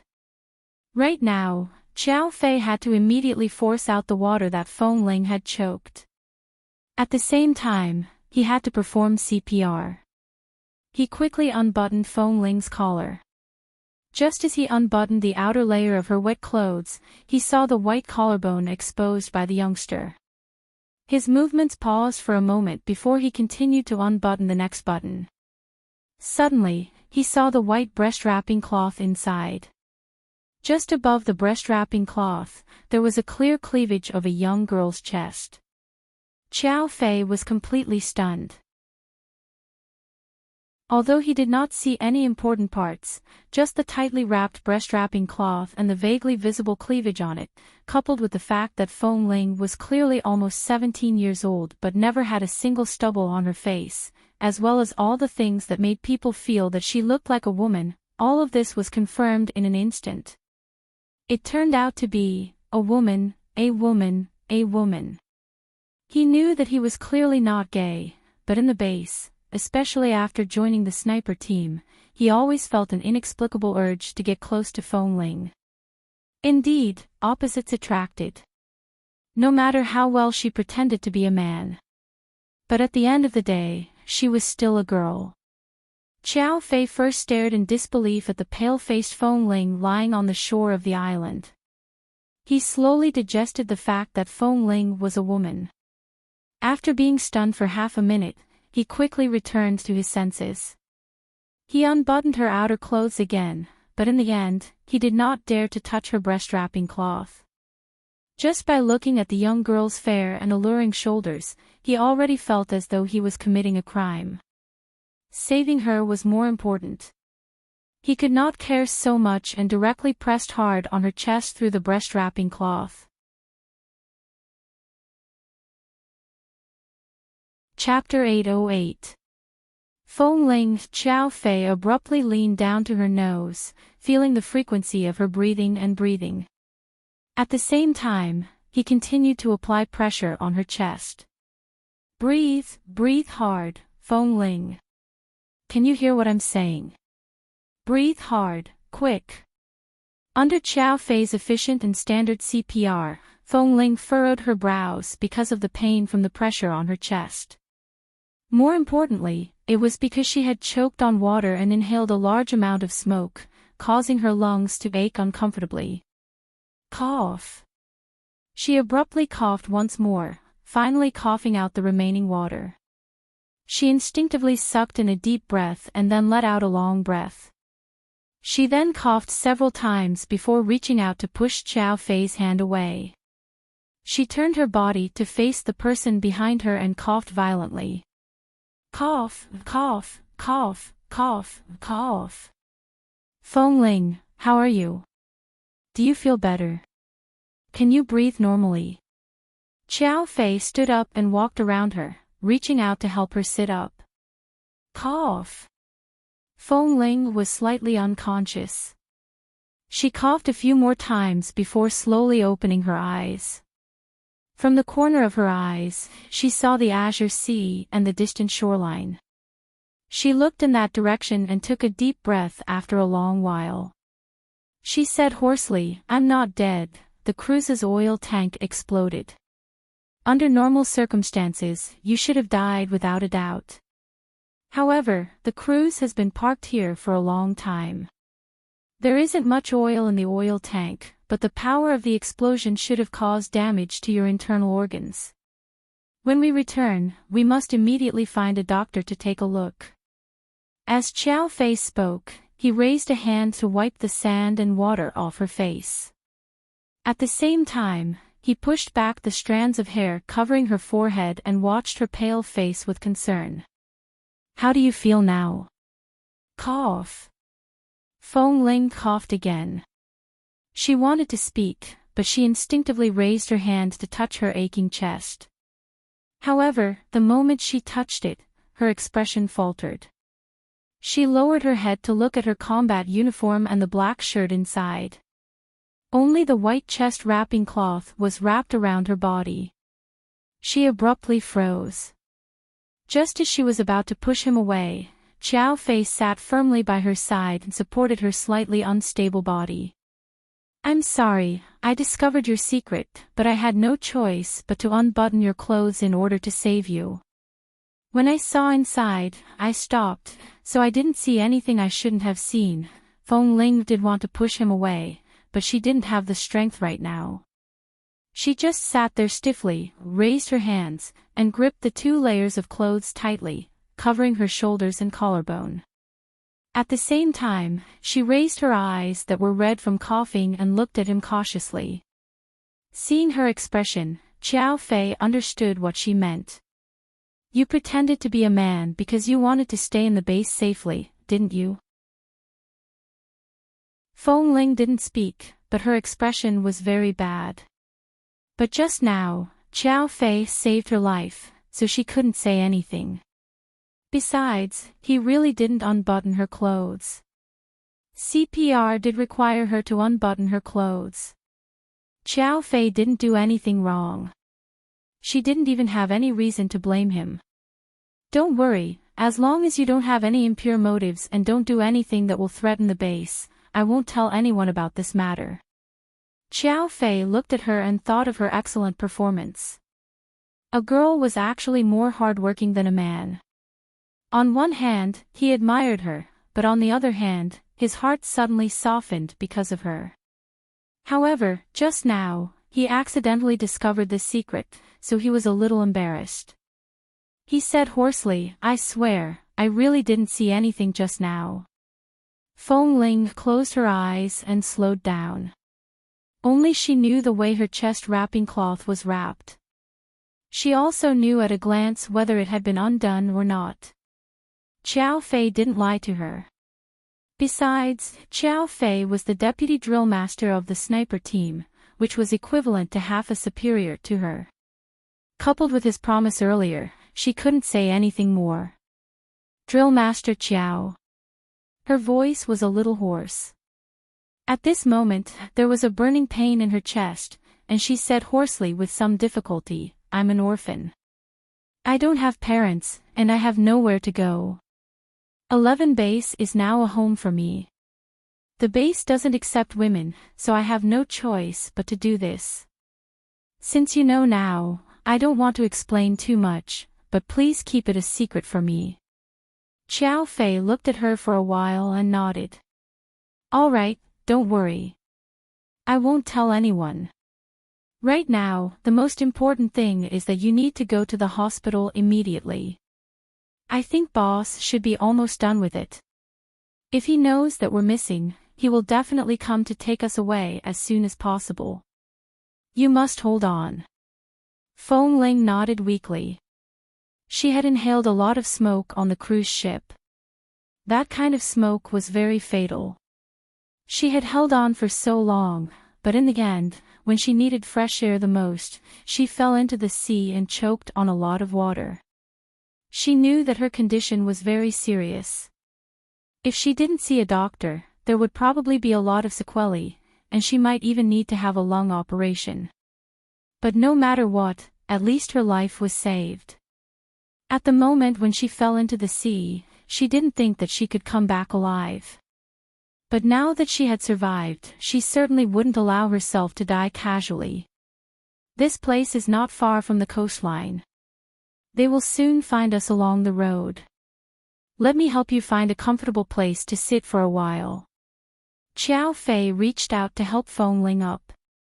There were several obvious reefs on the side of the island. After helping Feng Ling sit down, he also sat by the side. Feng Ling sat on the reef, fastening the buttons of her shirt with some difficulty while looking expressionlessly at the thick smoke that had yet to dissipate near the coastline in the distance. Seeing that Feng Ling seemed to be struggling to fasten the buttons, Xiao Fei knew that she was a woman and was embarrassed to touch her again. Earlier, when he helped her up, he didn't dare to hold her waist and only held her arm to help her to the reef. After all, this position was very obvious and could easily be discovered by the helicopter. Right now, you feel that your lungs hurt when you move, right? Do you want me to help you? Xiao Fei sat by the side and asked. Seeing that Feng Ling's movements paused, Xiao Fei coughed awkwardly and explained, in any case, I'm just helping you fasten the buttons and zipper. I don't have any impure thoughts. I just think that it's too strenuous for you to do it yourself. Chapter 809. Xiao Fei watched her. He saw that Feng Ling had been staring at the smoke-filled sky, but she did not speak. Actually, he had many questions he wanted to ask. For example, she was a young girl. How did she manage to survive in the all-male 11 base? After all, in the past, he was in Team 2 and was not in the same team as Feng Ling. He could only notice this beautiful and clean young man during training and some missions. At that time, he had a deep impression of her. Later, when he joined the sniper team, he paid special attention to her. At that time, he thought it was because this young man was too young and too outstanding, attracting his attention. Later on, he could not help but want to show concern for her or give her a few more pointers. He even thought that he was really interested in a beautiful man. But now, he finally confirmed that it was nothing more than the attraction of the opposite sex. No matter how well she dressed up as a man, she was still a woman in her bones. It was inevitable that he would be attracted to her. Right now, he could not imagine how a girl could survive in a place with so many men. There must be many inconveniences. How did she manage to survive? More importantly, she had not been discovered at all. It was one thing if others were confused, but how could the usually calm, decisive, and observant Boss Lee not discover it? But thinking about it, Boss Lee had been away for 2.5 years. He had only interacted with Feng Ling for 3 to 4 months. Their usual contact was only during training. It was not strange. What's the situation over there? Feng Ling looked in the direction of the coastline and asked hoarsely, there are so many terrorists there. Are you sure there won't be any problems? We don't have many people, and there's an ambush.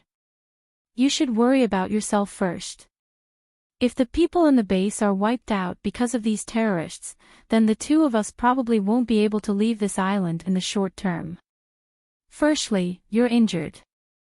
Secondly, there's still a long distance from here to the coastline.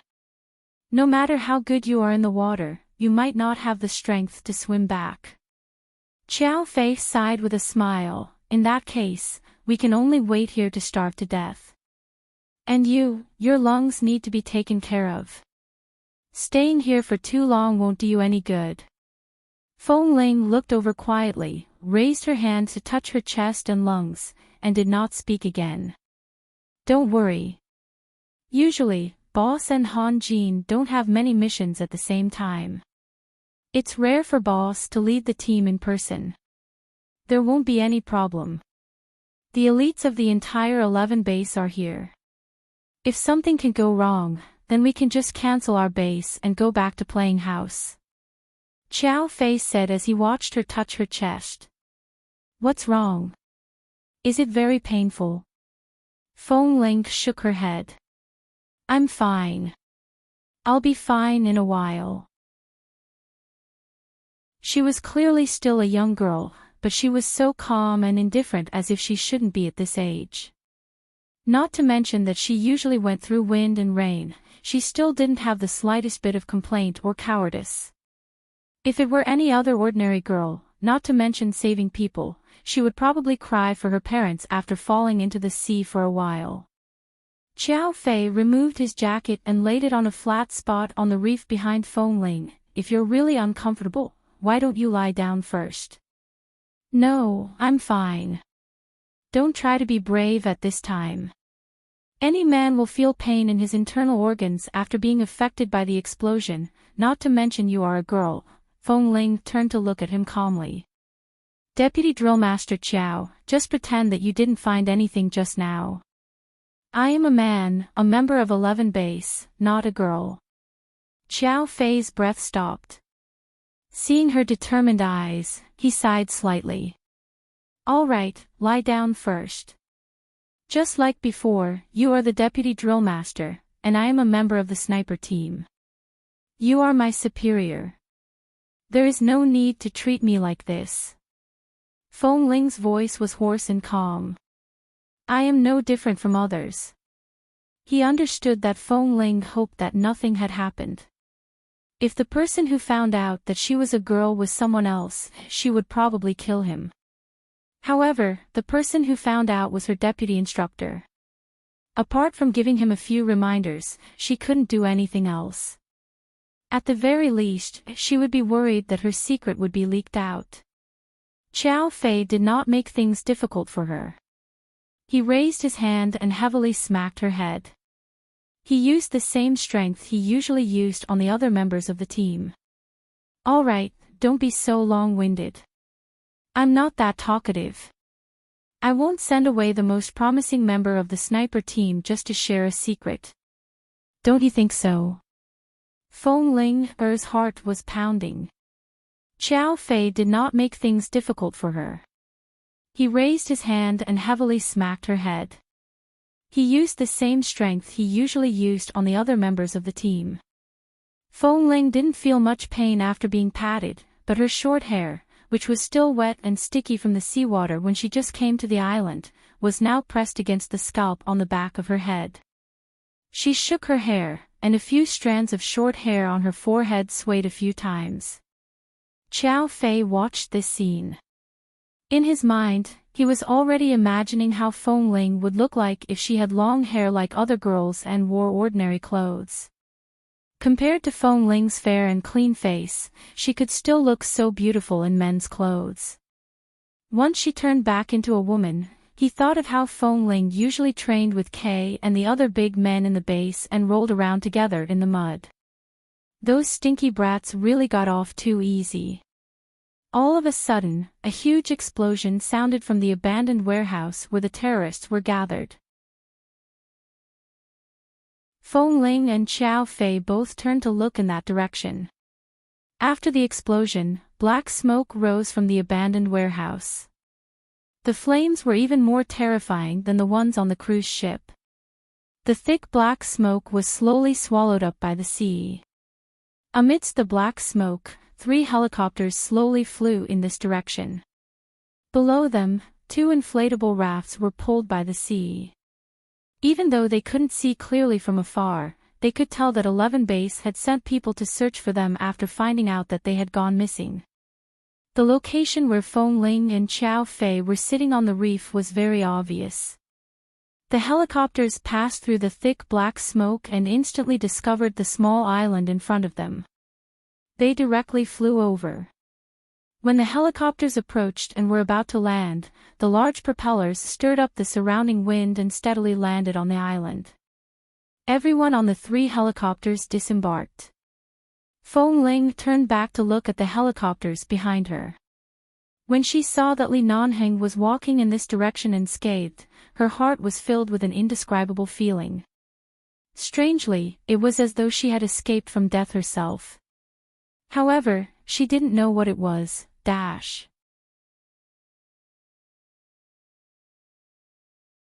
Chapter 8:10. Feng Ling was about to stand up on the reef, but as soon as she got up, she staggered because of the sharp pain in her back and chest. Xiao Fei, who was standing to the side and preparing to jump down from the reef, quickly reached out to support her. He then lowered his head to look at her, using his eyes to ask if she could hold on. Feng Ling shook her head calmly and said in a low voice, "I'm fine." "You're hurt." Nanheng came over, glanced at Xiao Fei's action of holding Feng Ling's arm, turned his eyes away, and looked at Feng Ling's pale face. "The rescue team said you were injured on the cruise ship and disappeared after falling into the sea. Xiao Fei jumped into the sea to save you. How are you? Is it very serious? Why did you drift to such an island? Were you far from the coastline just now?" Before Feng Ling could speak, Xiao Fei directly said, "Boss, I'm fine." In order to save the mayor's wife, Feng Ling accompanied her on the cruise for too long. At that time, she even gave her life jacket and gas mask to the child, causing her to inhale a large amount of smoke. Later, she was affected by the explosion. I think her injuries are indeed serious. When we return, we must immediately send her to the hospital for a checkup. It's not as serious as Deputy Drillmaster Chow said, "Boss, I'm not." Before Feng Ling finished speaking, Nanheng heard her hoarse and abnormal voice, and his face darkened. Without listening to her nonsense, he turned back and ordered someone to help her and Xiao Fei down from the reef. When Xiao Fei let go of Feng Ling's hand, he glanced at her. Seeing that she had put on her clothes again, he didn't see anything wrong with her, so he boarded the helicopter with ease. Feng Ling, on the other hand, was different. She was seriously injured. Earlier, Xiao Fei had been supporting her. Right now, Feng Ling was struggling to even take a few steps. It was clear that she had been injured by the explosion. It was just that the flames from the explosion did not directly reach her body. Thankfully, it was the sea below. Otherwise, Feng Ling would have been charred black. Even her hair would have been burned off. After Xiao Su helped Feng Ling onto the helicopter, Nanheng calmly ordered, "Team 3, take all the lightly injured members back to the base infirmary. Han Jin, Ah Bao, stay here to check all the rescue helicopters. Team 4 and Team 5, return to the base training ground and continue to stand by." With that, he hurried back to the helicopter. When he entered the cabin, he saw Feng Ling who had just been helped into the cabin. Feng Ling turned to look at the man who came back from outside. At this time, the overall situation was the most important. The man's calm expression and tone when he spoke into the headset made Feng Ling feel extremely at ease. It seemed that no matter what happened, this man would not easily frown. No matter what, he could calmly and rationally arrange everything. He was responsible for everyone in the base and would never care about this. The helicopter took off again. Xiao Fei was in another plane. In this plane, there were only Xiao Su, Nanheng, and Feng Ling in the cockpit.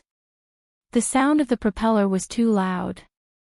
Feng Ling found another headset at the back and put it on.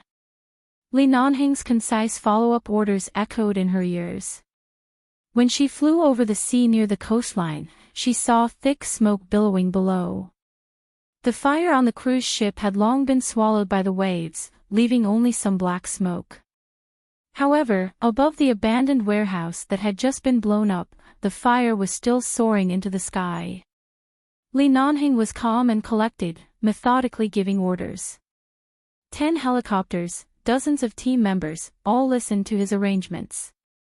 After arranging all the follow-up matters, Nanheng took off the headset on his head and tossed it aside. He went to the cockpit and gave a few words to Xiao Su. When he looked back, Feng Ling, who was sitting in the back of the fuselage, seemed to have not recovered from the end of the mission. He walked over to her. When he came to her side, he lowered his eyes to look at her still pale face. Fly directly to the Los Angeles hospital. There is a spare helipad there. The helicopter can be parked there. Feng Ling hesitated for a moment and said, "Boss, there's no need to go through so much trouble. I'll just go to the hospital for a simple checkup. The helicopter is a public means of transportation for the base. I can't fly to the hospital because of my personal situation. You were injured by the explosion during a mission. Sending you to the hospital is not a personal matter.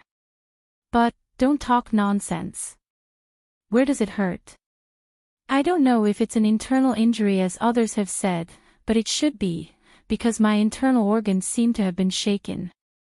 It hurts so much right now."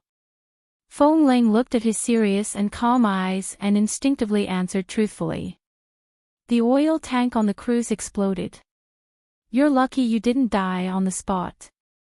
Go to the hospital for a checkup first. If it's serious, you can be hospitalized for surgery. You can return to the base after you've completely recovered." Feng Ling didn't speak anymore. She wasn't sure if her injuries were serious or not. There was no blood on the surface, but her body was indeed in pain. She could only wait for the hospital to find out the truth before deciding anything else. Although Feng Ling didn't speak, her expression was somewhat solemn. Nanhing glanced at the other helicopters, walked up to her with his long legs, and sat by her side. He asked mildly, "How do you feel about your first mission like this?" "My heart is very excited." Feng Ling's answer was very official. Her voice was hoarse, but her tone was calm. Nanhing sneered, "With your abilities, I can easily hand the mission of fighting the terrorists to you. Don't think that I'm denying your abilities by sending you to the cruise. Both sides need people with their own strengths. You and Xiao Fei are good swimmers. If it was anyone else on the cruise, they might not be able to do better than you. Besides, this kind of mission that others think is easy is actually the most difficult. Now that the mission has been successfully completed, I believe you understand what I'm saying." It was indeed very difficult. When facing the terrorists, she only needed to think of a way to protect her own life and then think of a way to kill the other party. But on the cruise, she had to risk her own life every time to protect others, especially that 3-year-old child who was already scared stiff. Feng Ling coughed, but she turned her back to Nanheng and coughed a few more times. After she felt more comfortable, she turned to look at the man by her side. At that time, Mayor Ted's wife refused to jump down no matter what. There was a delay of about 3 to 4 minutes. Otherwise, we could have safely avoided the explosion. Chapter 8:11. The man's voice was filled with patience and gentleness that Feng Ling had never heard before. Feng Ling thought that she had heard wrongly, but he suddenly stuffed 2 folded jackets into her back, allowing her to lean more comfortably. The man's movements were also natural, as though this was a normal thing. Feng Ling was startled and looked at him. Li Nanheng glanced at her calmly. "What are you looking at? The base has always treated the wounded on missions so humanely. You're already injured. I can't mistreat you anymore." "Feng Ling, boss, would it kill you to say something nice? Or would you die if I told you to do more heartwarming things?" The helicopter arrived at the largest hospital in the center of Los Angeles. Xiao Fei was directly sent back to the base on another plane. During this period, there was no way to contact him, but Feng Ling felt that Xiao Fei's character was not bad and he was reliable. He probably wouldn't tell anyone about her, so she didn't worry too much and directly entered the hospital according to Boss Li's arrangement. However, Feng Ling had never been seriously injured before, so the examination this time was very comprehensive, which meant that her gender couldn't be hidden in the medical field. While Nanhang was outside on the phone with the people in the base hall, she sat in the consulting room and told the doctor about her situation, including that she was actually a woman, but in order to find a suitable place for her to survive, she had to disguise herself as a man. Except for lying to others about her gender, she did not do anything outrageous. She told the doctor that she had been an orphan since she was a child and that she had finally found a home to return to. She also said that if her gender was exposed, she might get into a lot of trouble, including the military and the police in the hospital. She told the doctor a lot of half-truths, half-lies, half-truths, half-truths, half-truths, half-truths. The doctor was an old man about 50 years old. He was an American, but Fong Ling grew up in the United States, so she was fluent in both Chinese and English and expressed herself very clearly. The doctor pushed the glasses on the bridge of his nose, asked her a few more questions, and then agreed that if her superior didn't specifically ask about her gender, he wouldn't casually expose this kind of thing, nor would he mention it, but if her superior specifically asked about her gender, he wouldn't lie and could only answer truthfully.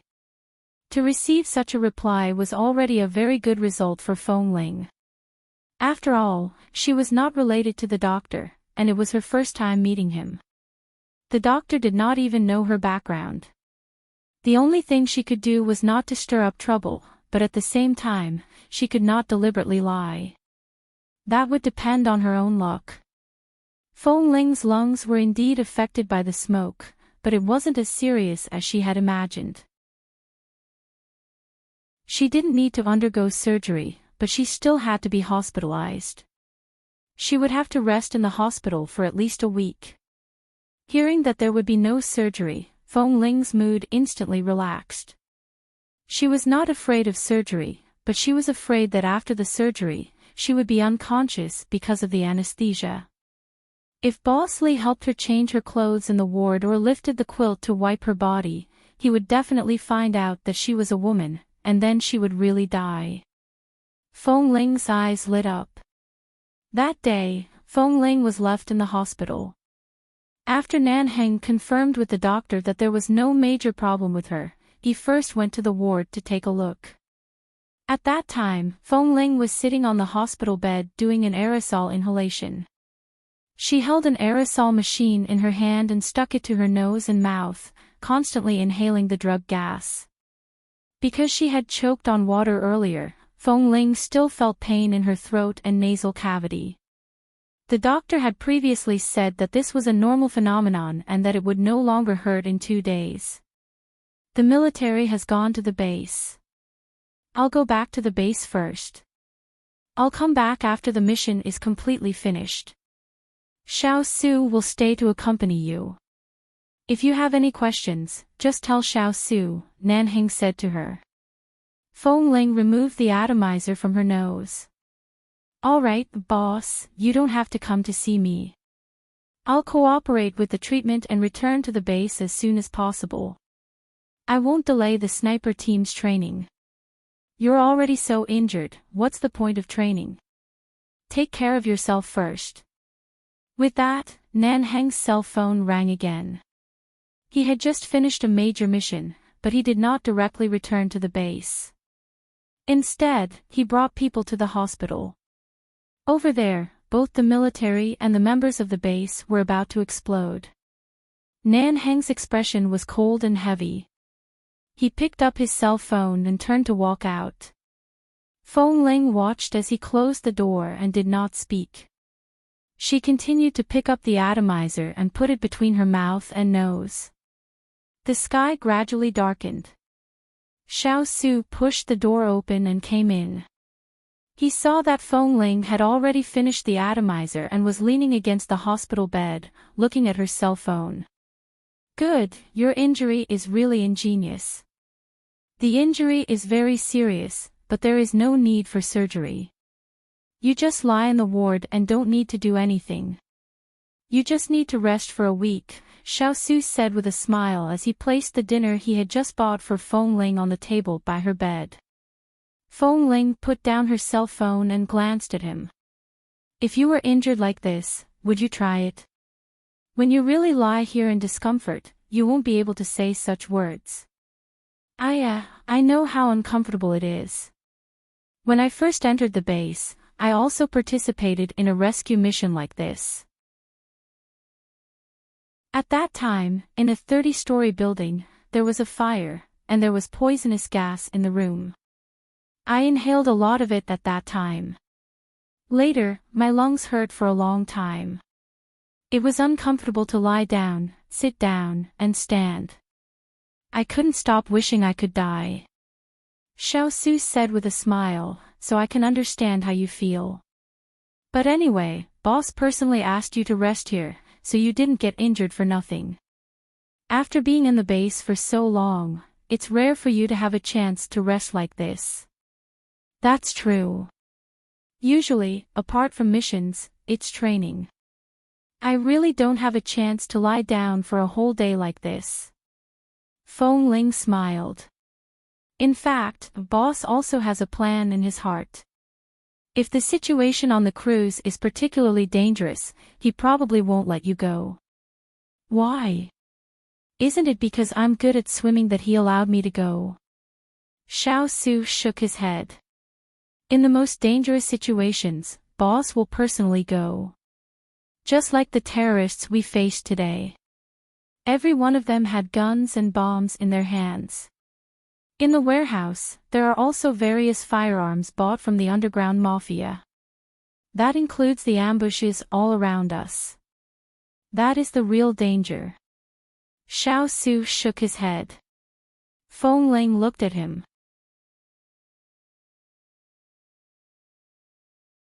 Chapter 8:12. Do you often go on missions with boss? Feng Ling asked. Xiao Su thought for a moment. More or less. I've been by boss's side for many years. Back then, I was in my teens just like you. I've been in the base for so many years. It won't be long before I leave the base to work at the American police station. To be honest, I'm quite reluctant to leave. After all, this place is no different from home to me. In a situation like today, facing the terrorists, in addition to the explosion of the warehouse below, in such a dangerous situation, if boss told you to jump out of the plane to rescue them, would you jump? I would. He did not hesitate. Even if I would be buried in a sea of fire, blown to death, or even crippled for life, would I still jump? I still have to jump. Feng Ling's expression softened. That's why saving Mayor Ted's wife and child on the cruise was a mission I had to do. Regardless of whether it was because of the mission or because of human nature, I did what I had to do. I didn't hesitate when I shouldn't have. Right now, it's already good enough that I'm still alive. You don't have to specially take care of me.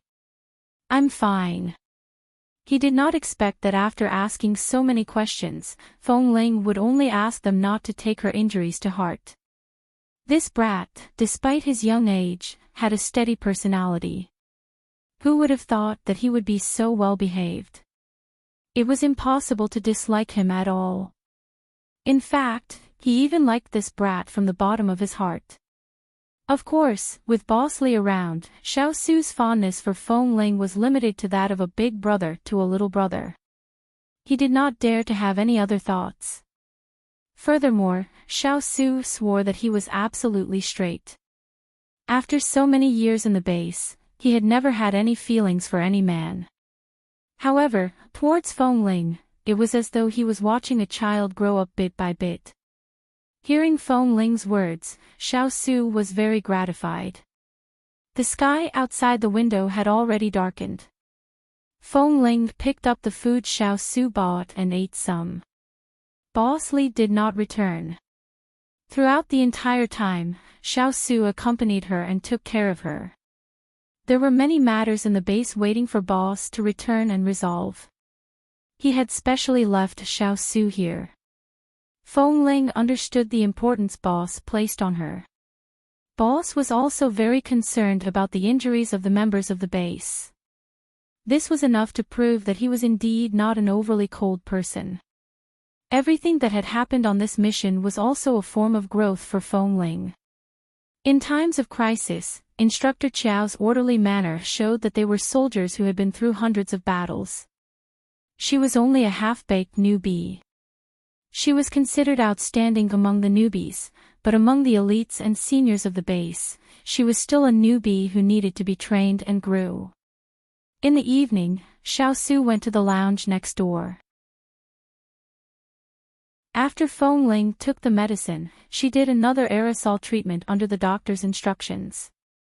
This time, after the treatment, she felt that her chest and lungs were no longer burning with pain. She just didn't know if she could have a good sleep. Before going to bed, she sent a message to Xiao Su and asked for some electronic information from the base. Then lying on the hospital bed to read. He had read a lot of professional terms and detailed summaries about base extermination missions and rescue missions.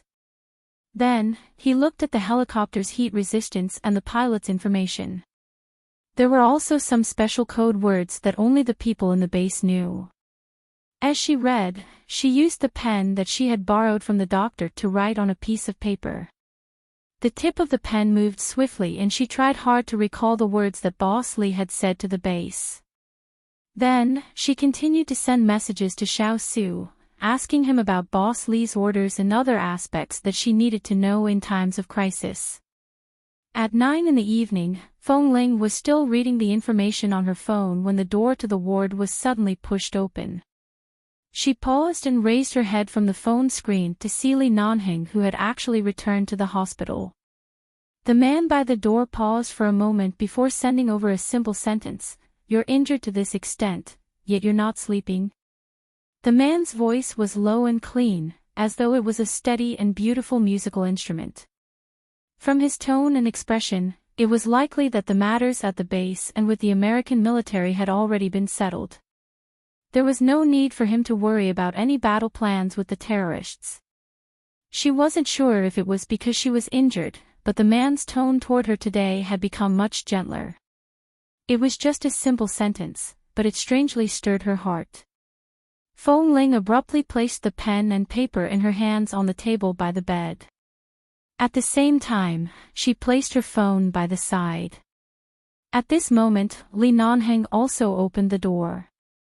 Originally, there was only one emergency lamp by the bedside. Right now, due to the light from the corridor outside, it was much brighter. The man stood against the light, his figure tall and slender. Feng Ling glanced in his direction. It was already so late, yet Boss Lee had suddenly returned. She didn't know why she suddenly felt nervous. She directly asked him, "Boss, why did you return to the hospital? Is there something you need from me?" Li Nanheng looked at the slightly pale fellow lying on the bed and casually turned on the light in the ward. The moment the light turned on, he walked over and stood by the bedside. He looked down at the person sitting on the bed and then at the loose, light blue hospital gown that Feng Ling was wearing. They were used to wearing black uniforms in the base. Everyone wore black from head to toe. It was rare to see Feng Ling wearing light-colored clothes. Her pale skin was so white that it was almost translucent. It was tempting to reach up and touch her. He looked at her calmly and said in an indiscernible tone, "The base is fine. You're injured. I can't just leave you here." Feng Ling paused. "But it's already very late. If you rush back to the base, you'll have to drive for a long time. Won't it be troublesome?" Nanheng took off the jacket of his uniform and casually threw it on the simple sofa by the window of the ward. Wearing only a black t-shirt, he said lightly, "I'll stay here tonight. I'll go back tomorrow morning." Feng Ling. "Stay here. Boss, you want to stay in the hospital?" "Stay in my ward." "What?" "No." Li Nanheng walked to the simple bathroom in the other direction of the ward without looking back and replied stiffly, "If any member of the base is injured, I will come to take a look. As you said, it's too late now. It'll be troublesome to drive back." Why don't you just stay here? This ward doesn't lack anything. The sofa is big enough for one person to sleep on. Is there a problem with me staying here? When he passed by the end of the bed, he glanced at the pen and paper she had just placed on the table by the bed. Xiao Su said that you're cramming all the dangerous mission knowledge in the base based on today's mission. You only learn to cram when you're injured. You're really promising. Dash.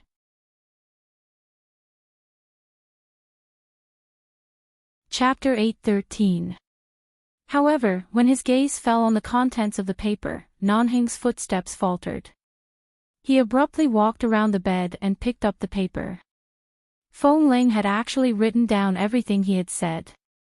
Seeing that he was looking at what she had written, Feng Ling's heart tightened. She rushed to explain, I want to quickly get used to the high-frequency and dangerous missions in the future. Since boss brought me along this time, I will definitely have the opportunity to go on such missions with you guys next time. Also, I need to understand the professional jargon boss mentioned on the helicopter. Otherwise, I'm afraid that I'll drag everyone down if I don't understand it. I have to get used to the language environment under such intense missions. Nanheng was silent for a moment. He put down the paper and continued to walk toward the bathroom. It wasn't until she heard the sound of the man showering that Feng Ling realized that boss was still wearing the clothes he had worn during the day. After returning to the base and finishing up everything, he actually rushed back to the hospital without even changing his clothes or showering. Usually, Boss Lee seemed to have a serious obsession with cleanliness. Usually, when he returned to the base, he would wash up immediately. However, this time, he had rushed back to the hospital. In the past few years, although Feng Ling often hung out with the group of men in the base, she had never shared a room with anyone. Even when she showered, she always had her own room. Right now, hearing the sound of water coming from the bathroom, Feng Ling's expression faltered at the thought of boss showering inside. She picked up the pen, paper, and cell phone on the table again. She continued to recall what boss had said during the day to distract herself from listening carefully to the movements in the bathroom. 20 minutes later, the bathroom door opened. Feng Ling heard the sound but didn't think much. She subconsciously raised her eyes to look in the direction of the sound. However, she saw that Nanheng was not wearing any clothes on his upper body. There were even water droplets dripping down his short hair. He only had a white disinfectant towel wrapped around his lower body as he walked out. Feng Ling didn't expect that a man would come out after showering without any clothes on. Her gaze fell on his bare upper body. She had seen Kay and the others bare-chested during training, but when she saw the towel wrapped around his lower body, her mind exploded. She abruptly sat up from the bed and rushed over. She ran past him and opened the bathroom door behind him to look in, only to see that the clothes he had changed out of were thrown into the sink by the side. If she didn't wash them, she wouldn't be able to wear them again. She could only close the bathroom door. When she turned back, her eyes met Nanheng's gaze. For a moment, the ward fell into a strange silence. What are you looking for? The man saw her suddenly jumped out of bed and ran over in a hurry, and his eyes were inexplicable. Feng Ling. Boss, didn't you bring spare clothes? Nanheng glanced at her coldly and casually tied the towel around his waist more tightly. With his back facing her, he walked to the sofa and picked up his phone to call Xiao Su. Go buy me a set of clothes in the right size nearby. After hanging up the phone, the man glanced at the guy who was standing stiffly by the bathroom door. Why are you in a daze? We're both men. Did taking a shower touch your abnormal nerve? Feng Ling, he casually picked up the jacket that had been thrown on the sofa and took out a cigarette. He was about to light one, but the moment the lighter lit up, he paused and extinguished it. He turned back to look at the person who had returned to the bedside and remembered that Feng Ling's lungs were having some problems from the smoke. If he smoked in the ward, it would be a second injury to Feng Ling's lungs. The man bent down again and threw the cigarette and lighter back onto his jacket. He said lightly, "You don't have to look at me so nervously. I won't smoke anymore. You should rest when you need to. You don't have to look at me." Feng Ling thought to herself, "Boss, how can I rest when you're here? As long as you're around, I'm used to being as tense as a spring. I instinctively feel that I should do 50 frog jumps on the spot, okay?" However, she didn't say this out loud. She just returned to the bed and covered the bed with the quilt again. Then she looked at the man who was standing by the sofa and looking out of the window indifferently. With the moonlight shining in from the window and the faint light in the room, Feng Ling finally had a chance to carefully look at the man's side profile in such a quiet moment. Li Nanheng was really good-looking, and he didn't lose the slightest bit of his masculinity. He was full of hormones, but he wasn't the type that made people feel scared at the sight of him. Instead, he was handsome. When he smiled, the whole world seemed to light up, making all the members relax. When he was serious, it made people tense up all over, and when he was cold, it made people feel as though the god of death had arrived. But it was such a man who she had accidentally provoked in the sauna room of the orphanage. Feng Ling really didn't expect that in the future, she would have so much contact with him in the future. She lived and grew up in 11 base, which was equivalent to growing up under this man's strong wings. As if sensing the boy's strange gaze, Li Nanheng paused by the window and looked back at her. "What are you looking at?" "Feng Ling, boss, there's a lounge next to it. Xiao Su said that there are 2 beds in the lounge. Won't it be too hard for you to sleep on the sofa in the ward? Why don't you sleep on the bed next door with Xiao Su?" Li Nanheng narrowed his eyes. "Is there anything else in the lounge besides the bed?" "Feng Ling, there should be a bathroom. You want me to sleep next to the bathroom?" Feng Ling paused and then said, "How about, boss, if you really want to stay here, I definitely can't make it hard for you. You sleep on my bed, and I'll sleep on the sofa." Li Nanheng's voice was cold. "I'm fine. You want me to sleep on the hospital bed? Are you cursing me? I just can't watch you sleep on the sofa, boss. Why don't I ask the hospital to arrange a more luxurious lounge for you? Or, there should be a hotel nearby. Boss, you can stay there for a night. There's no need to go through so much trouble. It's good here." The man turned and sat directly on the sofa. His sitting posture caused the man's slender and strong legs to be casually open. Such a small towel could barely cover the scenery of the man's legs.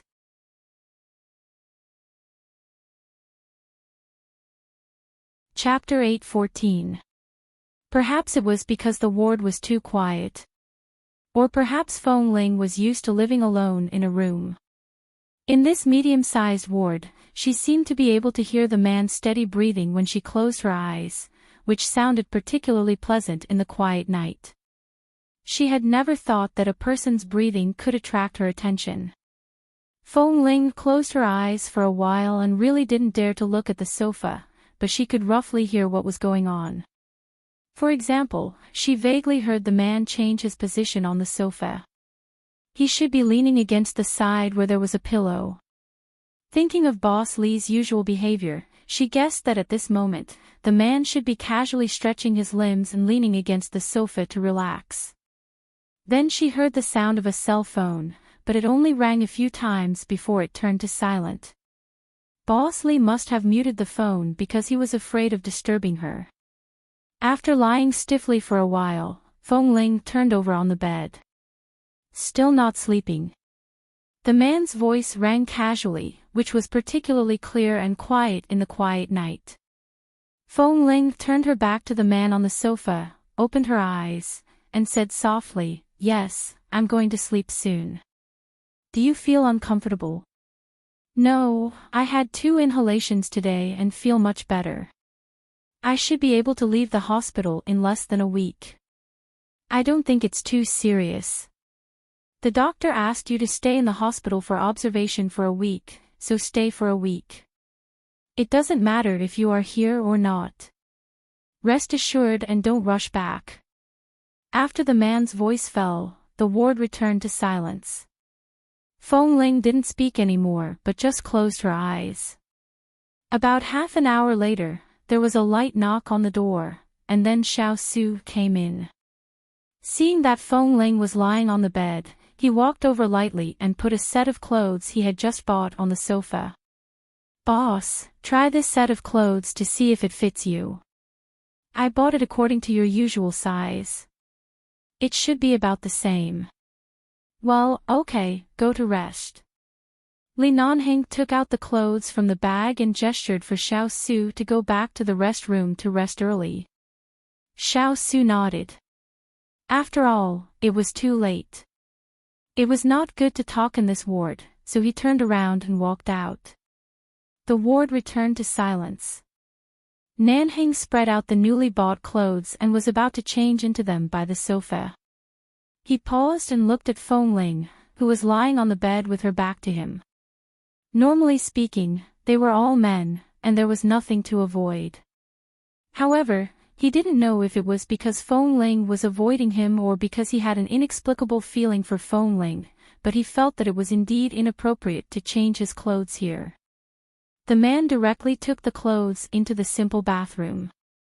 After changing, he conveniently took the dirty clothes in the sink and the black combat jacket placed on the sofa outside into the bathroom to wash them. Hearing the sound of washing clothes in the bathroom, Feng Ling opened her eyes again. In the blink of an eye, she saw a man wearing a black shirt and black casual pants.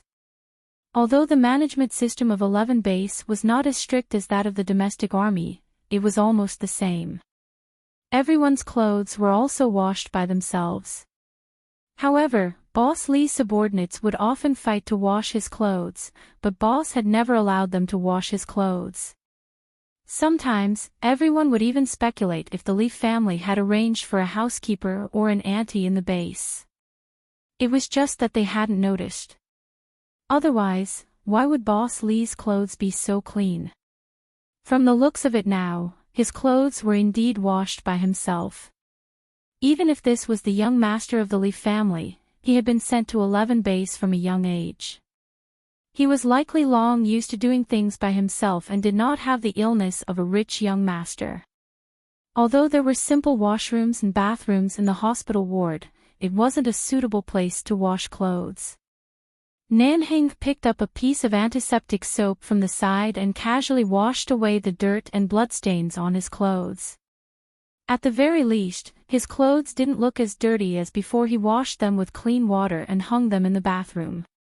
He planned to wash them again in the washing machine when he returned to the base. The man walked out of the bathroom and turned to see Feng Ling, who had unknowingly opened her eyes again. His cold brows furrowed. The moment their eyes met, Feng Ling thought for a moment and sat up from the bed. Boss, I can't sleep. Why don't you tell me about the things to take note of when confronting terrorists?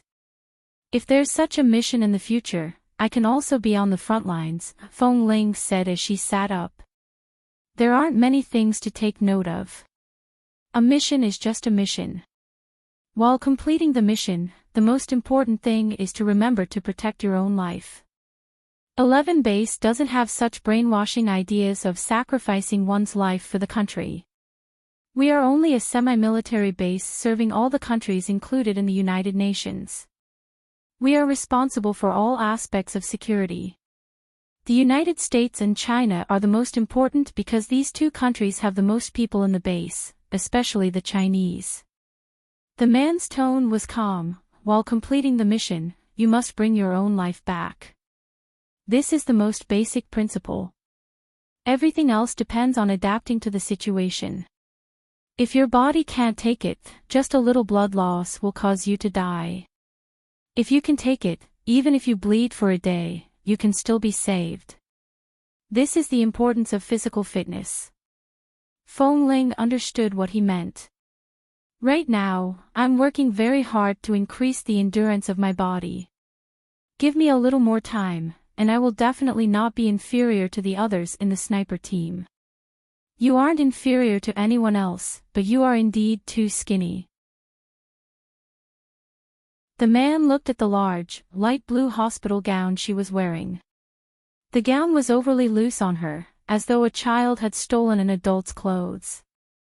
Feng Ling really had no way of dealing with this. She had already worked very hard to increase her muscles, but a woman's body was originally different from a man's. Perhaps a man's long-term training would allow him to develop all sorts of sturdy muscles. But as a woman, she belonged to the category of women who were slightly taller than other women, but her bones were very thin. No matter how much she ate or how much she trained, the most she could do was appear slightly healthier than other women. At most, when she exerted herself in certain movements, her arms and calves would show a slight hint of sporty female muscles that were usually not visible.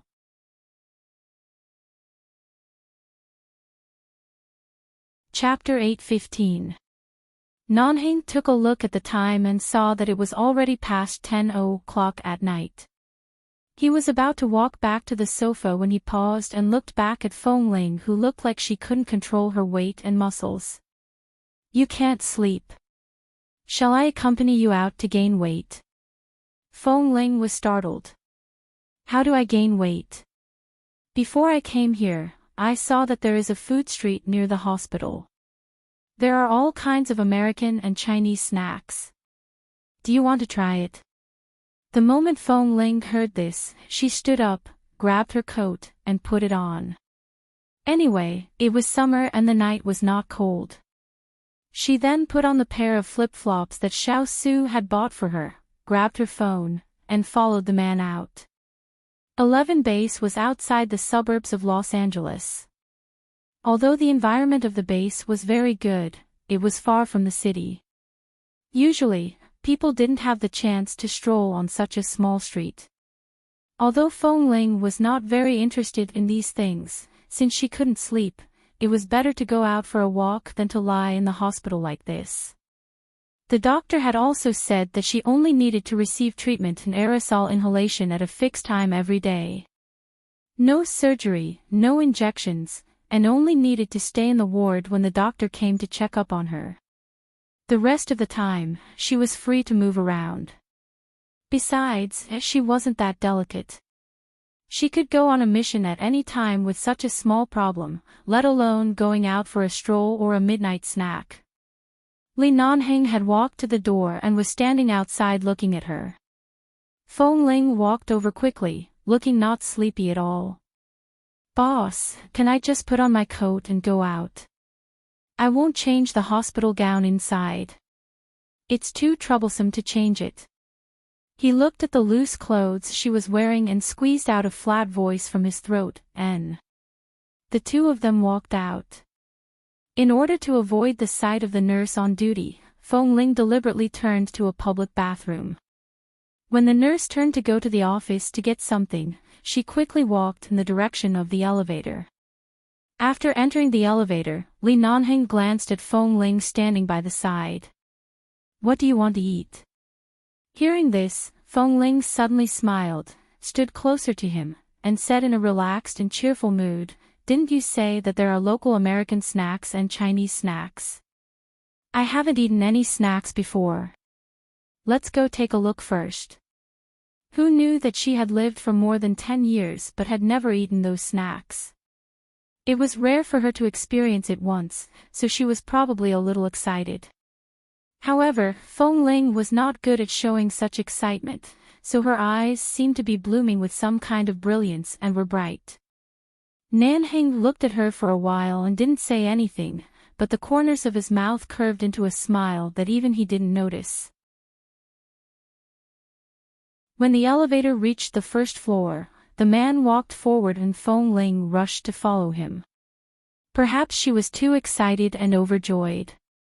When she stepped out of the elevator, she didn't pay much attention to her feet and accidentally stepped in the middle of the marble floor outside the elevator. The tip of her foot was stuck there and her left foot suddenly flew out. She stumbled and with a dong sound, she bumped into Li Nanheng in front of her. Her nose hit the man's firm and broad back harshly. Nanheng didn't expect the situation behind him and was almost knocked down a marble staircase in front of the elevator. Fortunately, he held on to the railing of the staircase and steadied himself. Feng Ling raised her head with lingering fear, only to see Li Nanheng's expressionless face. The man narrowed his eyes. "You're so reckless. I'm not in front of you. Do you want to fall down?" Feng Ling could still feel the warmth of the man's back, and her heart was thumping non-stop. Hearing this, she coughed and bent down to pick up the slippers that had just flown out. "I didn't do it on purpose." As she put on her shoes, she glanced at the marble staircase in front of her. This largest hospital in Los Angeles was very luxurious. A part of the first floor had been dug down to build a particularly large main entrance hall of the hospital. From here, it took about 4 or 5 steps to reach the bottom. Thinking of the scene that if Li Nanheng lost his balance and rolled down the stairs, Feng Ling couldn't help laughing. She didn't know that Boss Li was looking down at her at this moment and didn't notice that the hospital gown she was wearing was so loose that the man could see her collarbone clearly. The boy's collar was loose. As she squatted like this, the man could see the view of her collarbone. Li Nanheng's eyes abruptly darkened. His Adam's apple moved and his heart skipped a beat. Damn it! This boy's collarbone was so beautiful. He should be a woman. Was he born with the wrong gender? Why did he have to be a man? The snack street Li Nanheng mentioned was indeed behind the parking lot downstairs of the hospital. It was a very long street. On both sides were various small shops selling all kinds of things. At night, various stalls would come out and occupy both sides of the street. Over the years, it had gradually become a standard snack street, which was equivalent to a particularly prosperous night market in China. From the main entrance of the hospital, they walked to the parking lot on the ground and passed through the alley behind. In total, it took about 10 minutes to arrive. In these 10 minutes, Li Nanheng walked in front. The man's side profile was cold and calm, elegant and aloof. When they arrived at the snack street, the man's every breath and every step, in a unique way, signaled to strangers to stay away. Feng Ling followed by the man's side as they walked down the bustling street. It was as though all of her life experiences since she was young and the life that was so peaceful that other than eating and living, there was finally a hint of dust in her life at this moment. It was as though this was the life that a person should come into contact with and enjoy in this world. Busyness and enjoyment, eating and drinking happily in this chaotic world were not as simple as eating and wearing warm clothes. Everyone here seemed to be very interesting. When Feng Ling was young, she was raised by a pack of wolves. When she grew up, she didn't have any thoughts. Now, standing in such a crowded place, seeing all kinds of lights and people, she suddenly thought of her parents for the first time in her life. Who exactly were her parents? What kind of people were they? Why was she separated from her parents? Was she an abandoned child? Or did something happen? In such an interesting world, why did she not even know where her roots were? In order to dispel the sudden doubts in her heart, she took the initiative to say, "It's so lively here. Boss, what do you want to eat?" "Anything." How was she supposed to respond? Kay said that the Chinese barbecue is very delicious. Is that a barbecue stall? Let's go eat barbecue. Anything. Oh, dash.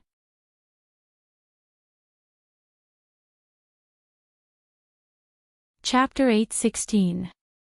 At this moment, Li Nanheng fully displayed his instinct to be concise and comprehensive. If he could say 2 words, he definitely wouldn't say a third word. He was clearly the one who suggested eating out, but he said it was fine. How could Feng Ling, who had never eaten these things, respond? She didn't even know how to choose. Feng Ling tilted her head and touched his calm face. The two of them walked side by side for a while. The man didn't say a word. He only occasionally looked at the various stalls by the roadside and didn't say much.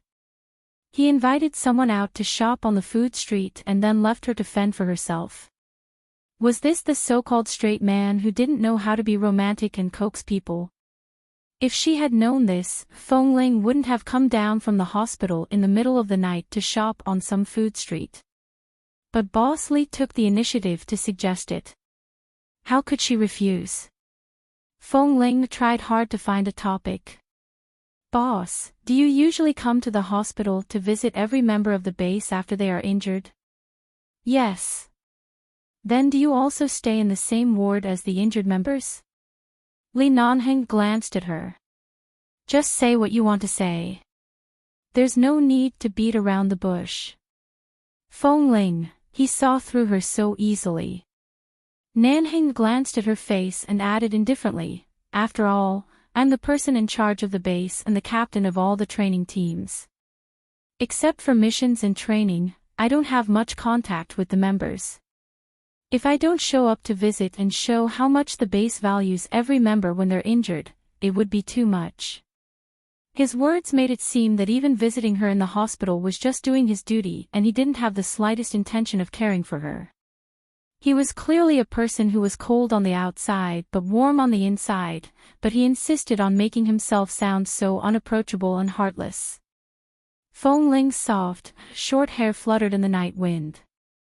She fidgeted with the stray hair by her ear and suddenly seemed to recall something.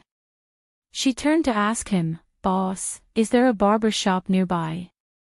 Li Nanheng paused and looked at her. Why are you looking for a barber shop? Cut my hair. I feel that my hair still looks a little longer. It's perfect to cut it to K's and Tam's short length. She pointed at her soft, short hair sticking to her forehead. The barber in the base always says that my hair is very good and that it's a pity to shave it short. He stubbornly insists that I keep this hairstyle. It's rare for me to come out. If there's a barber outside, I'll shave it short. That way, I'll probably look a little healthier than before. This guy wants to shave his head. Li Nanheng glanced at her calmly. Although the young man's hair was short, he at least looked refined and gentle, making people feel that he was exceptionally soft. He tried to imagine what Feng Ling's hairstyle would look like if it was shorter. He had to admit that even if Feng Ling had a shorter hairstyle, she would still look good. However, he had gotten used to looking at her this way. If she suddenly changed her hairstyle, he wouldn't feel right. Li Nanheng couldn't tell what he was feeling, but he really didn't want her hair to be too short. Besides, this length was also very normal. If her loose and soft hair was rubbed on this guy's head, it would feel very comfortable. If it was short, if he rubbed it, it would probably hurt. When Feng Ling first arrived at the base at the age of 13, her hair was very short. Later, it was the barber in the base who trimmed her hairstyle, and she had maintained it for a long time. Li Nanheng couldn't tell what he was thinking at this moment. He quickly glanced at a small barber shop not far away and said indifferently, There's no one nearby. Feng Ling paused. Then boss, where do you usually go to get your hair cut? Is it all done by the barber in the base? There are so many men in the base. Why would it be so troublesome? Buy a hairdresser and do it yourself. He coldly opened his eyes and lied. Feng Ling looked at his short but handsome hairstyle suspiciously. Boss, did you come up with this hairstyle yourself? Li Nanheng was too lazy to answer. When they passed by the barber shop in front, he deliberately took her across the long street from the other side of the crowd and didn't approach the barber shop. He didn't answer, and Feng Ling didn't insist on asking. She thought that Kay's hairstyle was indeed similar to that of the other brothers in the base. It turned out that they all did it themselves. No wonder they were not creative and only had short or squarish hair. However, after looking at it for a long time, she felt that it was very neat, and the squarish hairstyle was really a test of appearance. It turned out that this group of people in the base were all good-looking. After passing by the barber's shop and making sure that Fong Ling wouldn't see him, Nanheng continued to walk forward silently. Fong Ling was not stupid. After walking for a while, she felt that something was wrong and looked back at the crowd behind her. Why did we pass by the barbecue stall over there? Boss, don't you want to try it? Li Nanheng, Chinese barbecue tastes terrible. I'm not interested. If you want to eat it, eat something else. Forget about the barbecue. Is the barbecue very bad? But I heard that it's very delicious, especially. Very bad. Fong Ling, for some reason, she felt that boss's words seemed to be against his conscience. She didn't suspect anything else. She thought that maybe boss just didn't like barbecue. Although they came to the food street, Li Nanheng still didn't allow Fong Ling to eat at the roadside stalls, especially those that emitted smoke. He took her around. Fong Ling knew that it was because she still needed to aerosol to clear her lungs, and she couldn't smell these smoky things. A noodle shop was in front of them, and it was a large chain brand from China.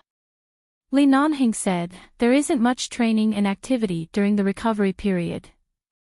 It's not easy to digest lying in the hospital, so we can eat some easy-to-digest noodles." With that, the man took the lead and walked in. After a few steps, he remembered that Fong Ling seemed to like eating noodles in the base cafeteria, so he simply turned back and held her wrist to pull her in. The boy's wrist was incredibly slender. It was clearly a hand that had the strength to hold a spear, but it was so thin. Nanheng resisted the urge to grab her sleeve to see how thin she was under it. He didn't say much and directly brought Fong Ling to a quiet seat inside. Because there were a lot of people in the restaurant and it was always full, it was difficult to find a seat. However, they were lucky. As soon as they got up, a seat in the corner near the back window happened to be empty after someone finished eating. They went over and sat down.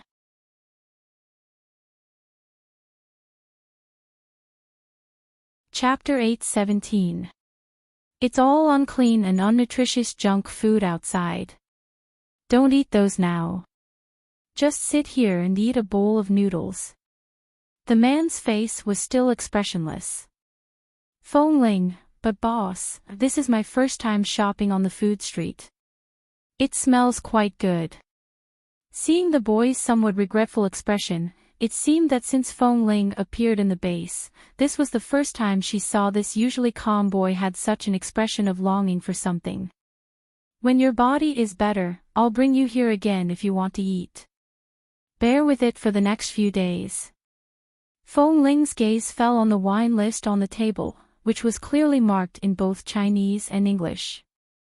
After asking for a bottle of mineral water, she raised her eyes to look at him. "Can I come again in the future?" If the base is not busy, I can bring you here again on the weekends during the afternoon break." With that, Nanheng ignored her and directly ordered 2 bowls of the best beef noodle in this chain restaurant from the waiter who came over. Seeing that the boss clearly said that he wanted to come out to eat, but in the end, his attitude seemed to be, "I don't want to be very warm to you," Fong Ling didn't say much while waiting for the noodles. When the waiter brought up the noodles, Fong Ling thanked him and at the same time turned to ask politely, "May I ask if there's a barber shop nearby?" Li Nanheng had just picked up a magazine from the magazine rack by the table when his hand paused. He turned his eyes and looked at the waitress standing by the side with a somewhat dangerous look. The waitress saw such a handsome and fair-skinned little boy was politely asking her, and for a moment, she didn't notice the look in the eyes of the tall and handsome man opposite her. She directly answered, "There's a barber shop behind the hottest barbecue stall 300 meters away." Behind the barbecue stall? The barbecue place that they just passed by. Fong Ling paused and abruptly turned to look at Li Nanheng. Seeing that she had nothing to do, the waitress smiled again and turned to leave. Li Nanheng was expressionless and did not explain. He directly spat out 3 words, "Don't cut it." Feng Ling, why? He still remained expressionless, no reason. "I'm your boss. This is an order." "Boss, you still care whether I cut my hair or not? There are too many crew cuts in the base. I'm tired of looking at them. Your hairstyle isn't bad." With that, Li Nanheng casually asked a waitress passing by, "Isn't his hairstyle good?" The waitress was confused by the question, but when she took a closer look at the handsome young man in front of him, she smiled sincerely and said, "Yes, very handsome and good-looking, like he walked out of a manga." Feng Ling could only smile at such an evaluation.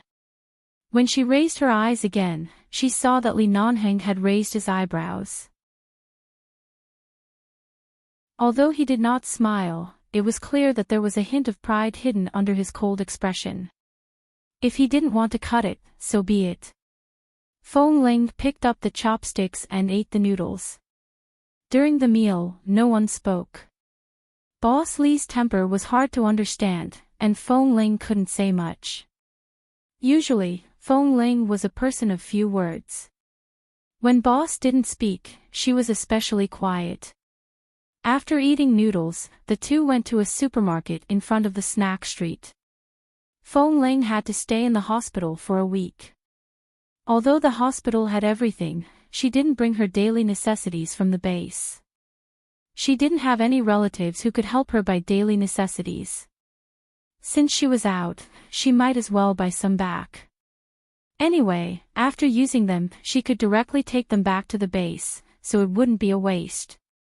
When they arrived at the supermarket, Feng Ling looked at a lot of things, including shampoo, shower gel, toothpaste, toothbrush, towels, and sunscreen that could be used in the base, as well as some other daily necessities. However, she did not pick things fast, and even very slowly.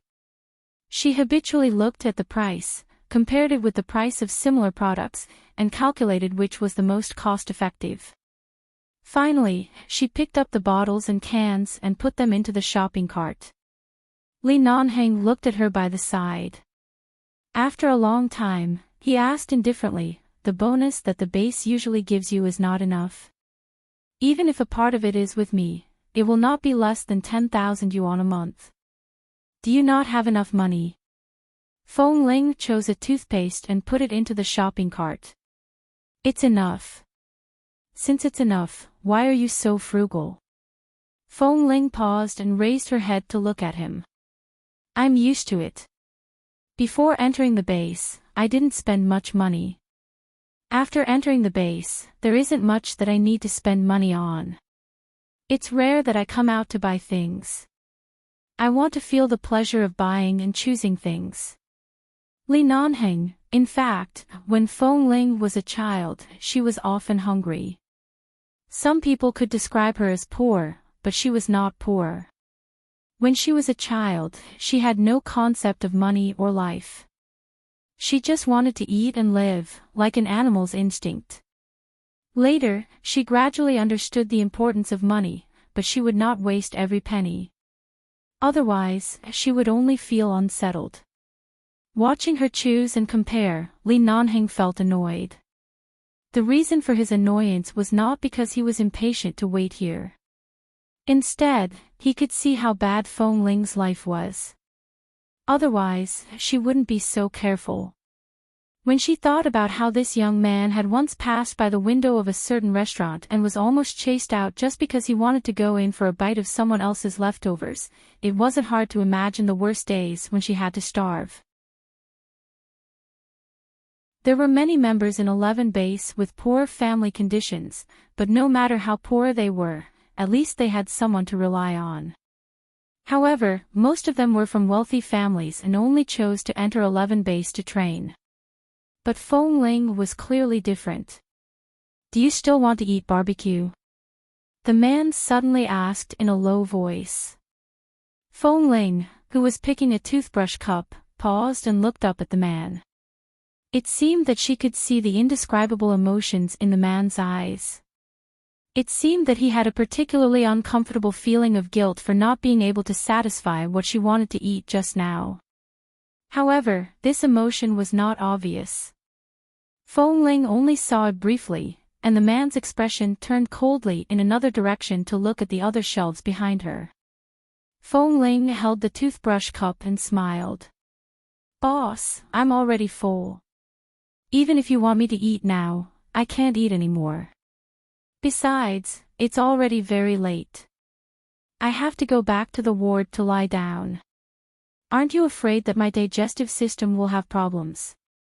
Then come out to eat tomorrow night."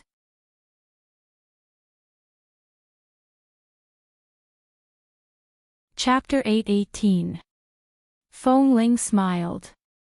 Although her smile was not very obvious, for Feng Ling, who was usually cold and expressionless, this slight movement of her eyebrows was already a very understanding smile. "All right, then I'll wait for boss to treat me," Feng Ling said as she put the things she had just picked into the shopping cart. When she went to the cashier to pay the bill, Li Nanheng suddenly asked her to take 2 bottles of mineral water from the freezer next to him. Feng Ling turned to take 2 bottles and was about to pay the bill when she saw the man casually took out a black card and handed it to the cashier. When she saw it was a black card, the cashier was surprised. A black card was not something that ordinary people could have. They were either especially rich or especially powerful, but why would such a rich person go shopping in the supermarket himself? And looking at the pile of things in the shopping cart, the price was very high, cheap, and easy to use. It didn't seem like people with a black card would buy it at all. But the cashier didn't dare to say a word. When she looked up at the tall man in front of her, she subconsciously took the card and swiped it. Feng Ling took the water and was about to speak, but the cashier had already swiped the card and then respectfully and cautiously handed the black card back to the tall man. "Boss, although these things are not expensive, they add up to 200 or 300 yuan. I can buy them myself," Feng Ling approached and said. "Pay for the 2 bottles of water in your hand." The man just glanced at her, put the things in the shopping cart into 2 shopping bags, and turned to carry them away. Feng Ling looked at the water in her hand, which added up to less than 5 yuan. It was already late when she returned to the hospital. Feng Ling once again avoided the nurse on duty and returned to the ward. On the contrary, Li Nanheng, who came to visit the patient, swaggered in with 2 bags of things. The nurse on duty looked at the things in his hand in confusion. First, she didn't know when this family member went out, and second, why did he buy so many things? Was he going to stay in the hospital for a long time? Of course, the nurse didn't dare to ask. When Li Nanheng came out of the elevator with the things in his hand, she gave him an admiring look, suppressed the doubt in her eyes, and watched the man's back all the way back to the ward. After returning to the ward, Feng Ling took off her coat, drank some water, and sat back on the bed. After returning to the ward, Li Nanheng helped her place the things she bought one by one in the simple small bathroom in the ward. She didn't expect Boss Li to be so considerate. Feng Ling looked at the man's figure in the bathroom and curved her lips slightly. Her eyes revealed a smile that she did not even notice. 3 days later, Boss Li stayed in the hospital for 1 night. The next morning, before dawn, he was called back by a call from the base. Xiao Su still stayed in the hospital, but under normal circumstances, he was only responsible for preparing breakfast, lunch, and dinner for Feng Ling or buying some medicine for her to use during the atomization. For the rest of the time, Feng Ling was in a relatively quiet state. This was also the first time she had spent such a peaceful and idle life in the base in the past few years, in the endless training life. This feeling wasn't exactly good, but it wasn't bad either. It was true that she was leisurely and comfortable, but it was also true that she was bored. She asked Xiao Su to only stay in the hospital for 3 days before returning to the base. Xiao Su couldn't persuade her and had to call Boss Li. However, Bosley did not agree and warned her that she must stay in the hospital for a week according to the doctor's arrangement. After a week, she could go back after confirming that there was no problem. Otherwise, the gate of the base would never allow her to enter. The gate of the base would not be open for her, so she really couldn't go back. On the fourth day of Feng Ling's stay in the hospital, Xiao Su had to go out temporarily because of some private matters and would probably not be back until tomorrow. Feng Ling had just finished the atomization in the ward, returned the atomization equipment to the nurse, and was about to turn back to the ward when she suddenly heard a slightly familiar voice. "Aunt, don't always be angry with my cousin. Look at you, your heart has been uncomfortable for a long time. If she is stubborn, then so be it. Why are you angry? Isn't it obvious that you have a problem with your own body? There is nothing wrong with cousin Mingzhu liking a man. Besides, didn't we see Mr. Li the other day? I think he is really a good person, although he is a little cold and not easy to be close to. The colder a person is, the more serious he is, and the less annoying he is. And that Mr. Li is really handsome. You see, I grew up in the United States. What kind of big and tough man haven't I seen? But Mr. Li is not the kind of person who looks particularly big and muscular, but at a glance, I can tell that he is absolutely the type of person who is absolutely superb in both body and martial arts, and is particularly masculine. I feel that he has a particularly eye-catching aura. I don't know what it is, but anyway, as long as it is a girl, she should be tempted by him, let alone my cousin. Since she was a child, she has always thought that she would marry him, but in the end, she was rejected. And he even used my poor little cousin as an excuse, which made her more and more stubborn. In fact, I understand her feelings very well." Mrs. Feng's voice then came. "Tempted? Are you also tempted by that Li Nanhing?" Qin Shuk took Qin Qiu's arm and said with a smile, "Mr. Li is indeed very handsome, but after all, he is the person cousin Mingzhu likes. A rabbit doesn't eat the grass near its nest. No matter how handsome he is, he can't be tempted by his cousin's fiancée. If I really want to be tempted, I think that young man who is about the same age as me that day is more suitable for me." Qin Qiu smiled and rolled her eyes at her. "What fiancé? The Li family has already cancelled this engagement. He is no longer a fiancé. He would rather nominally marry your poor little cousin who died early than marry your cousin Mingzhu. This matter is indeed a bit too much, but the Feng family has to unite with the Li family through marriage. Alas, I don't know what to do." Feng Ling didn't understand what they were talking about and didn't think about avoiding them. As a result, she suddenly met them in the corridor of this ward area. Qin Shuk was the first to see Feng Ling.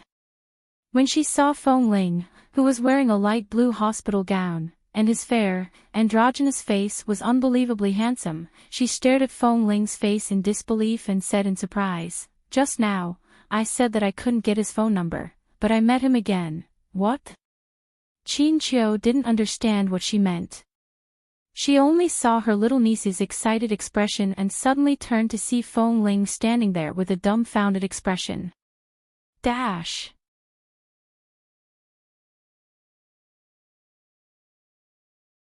Chapter 8:19.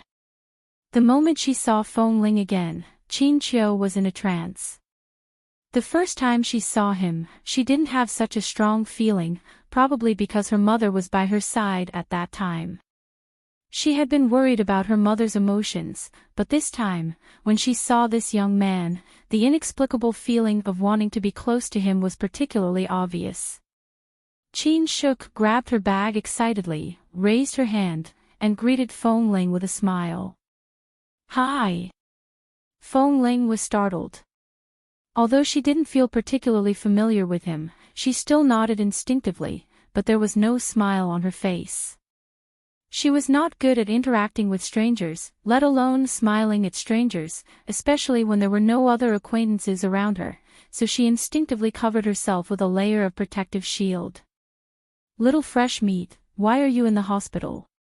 Qin Shuk asked, glanced at the hospital gown Feng Ling was wearing, and immediately asked in surprise, what's wrong with you? Are you sick? Feng Ling glanced at Mrs. Feng and then turned to Qin Shuk. Nothing. There was a small accident. I need to stay in the hospital for a few days. I'm about to be discharged.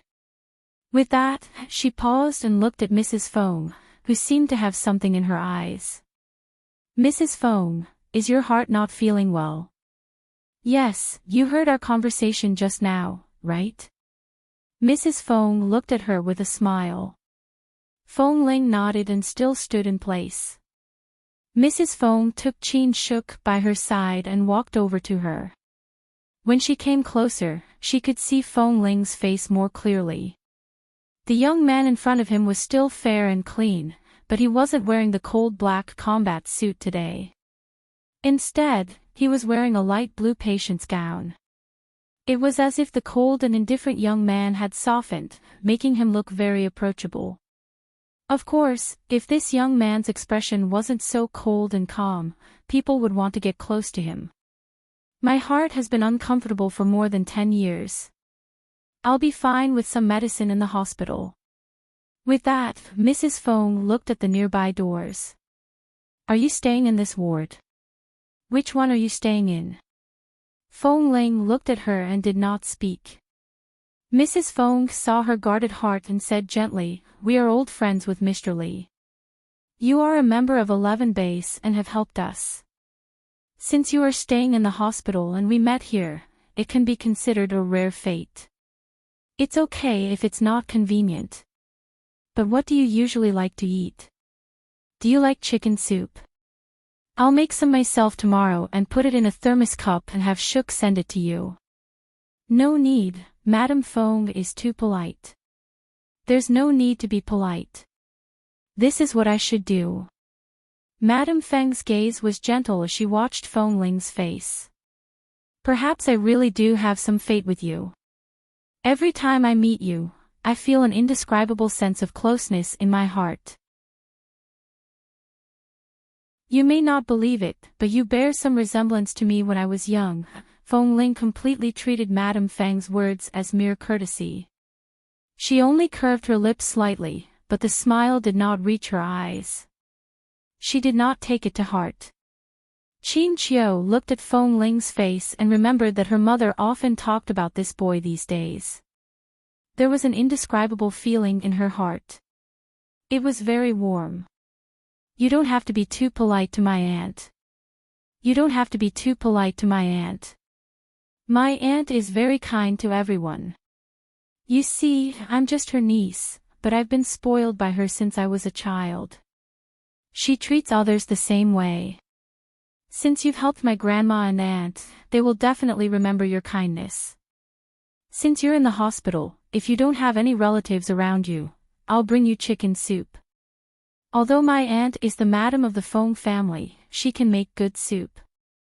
It's very delicious. Feng Ling looked at Madame Feng, and Madame Feng was also looking at her. As she looked at her, her eyes seemed to be filled with emotion. Feng Ling had to withdraw her gaze. Considering that it was not good to stand in the corridor like this, she pointed to the ward not far away. If Madame Feng is not feeling well, then come to my ward. There is a sofa inside. You can rest. Okay. Qin Qiu immediately agreed. Qin Shuk had never seen her aunt talk so happily with an outsider. Looking at Feng Ling's beautiful face, her heart surged with all kinds of joy, and she followed them in with a smile. After entering the ward, Feng Ling glanced at the sofa and saw that it was very clean and there was nothing piled up, so she simply returned to the bedside. When she looked back, she saw that they had come in. She really didn't know how to get along with strangers, so she could only choose to turn around to pick up disposable paper cups, pour 2 cups of warm water, and put them on the small table next to the coffee table. The sunlight shone in from the window and fell on Feng Ling's face, making the boy's face look extremely soft. From this angle, Madame Fong seemed to vaguely see the boy's collarbone exposed by the collar of the hospital gown, which was so slender that it seemed to be the bones of a boy. Young people may not be particularly clear, but Chin Cho's uncle used to be a very famous orthopedic doctor in the United States. When she was very young, she heard from her uncle that men and women, no matter their age, had different bone thickness and some details. This boy's collarbone, Madame Fang's eyes fell on the boy's hand again. It was also slender and white, many times better than a man's hand, but because of long-term training in holding a gun, no matter how white and tender it was, there would be a thin layer of callus on the palm, but it was not very obvious. When she continued to look carefully, Fong Ling had turned to the other side to pick up her cell phone. Looking at this boy who was also much thinner than other men of the same age, Chin Cho wanted to take a closer look, but at this time, a nurse came in to deliver medicine, interrupting the doubts in her mind. "Aunt, let's go sit over there." Chin Shuk helped her to the sofa, then turned to see that the nurse had turned to go out after delivering the medicine. When the ward was quiet again, she took small steps to come up to Fong Ling. Fong Ling turned around and suddenly saw Chin Shuk approaching, and her eyes froze. Looking at the girl who was only about 3 centimeters shorter than her, she didn't quite understand what was going on with her enthusiastic expression. "Miss Chin. I clearly got your cell phone number last time, but you snatched it and deleted it," Chin Shuk said regretfully. "Is your 11 base really so strict? You can't even tell your cell phone number to outsiders." You're tuning into the LoveLore Library YouTube channel. We're so grateful for your support, and don't forget to subscribe to join us on this incredible journey through captivating stories. Your generosity through donations truly makes a world of difference, as it's the primary source of revenue that allows me to expand and enhance this channel for you. Thank you from the bottom of my heart for being a part of this adventure.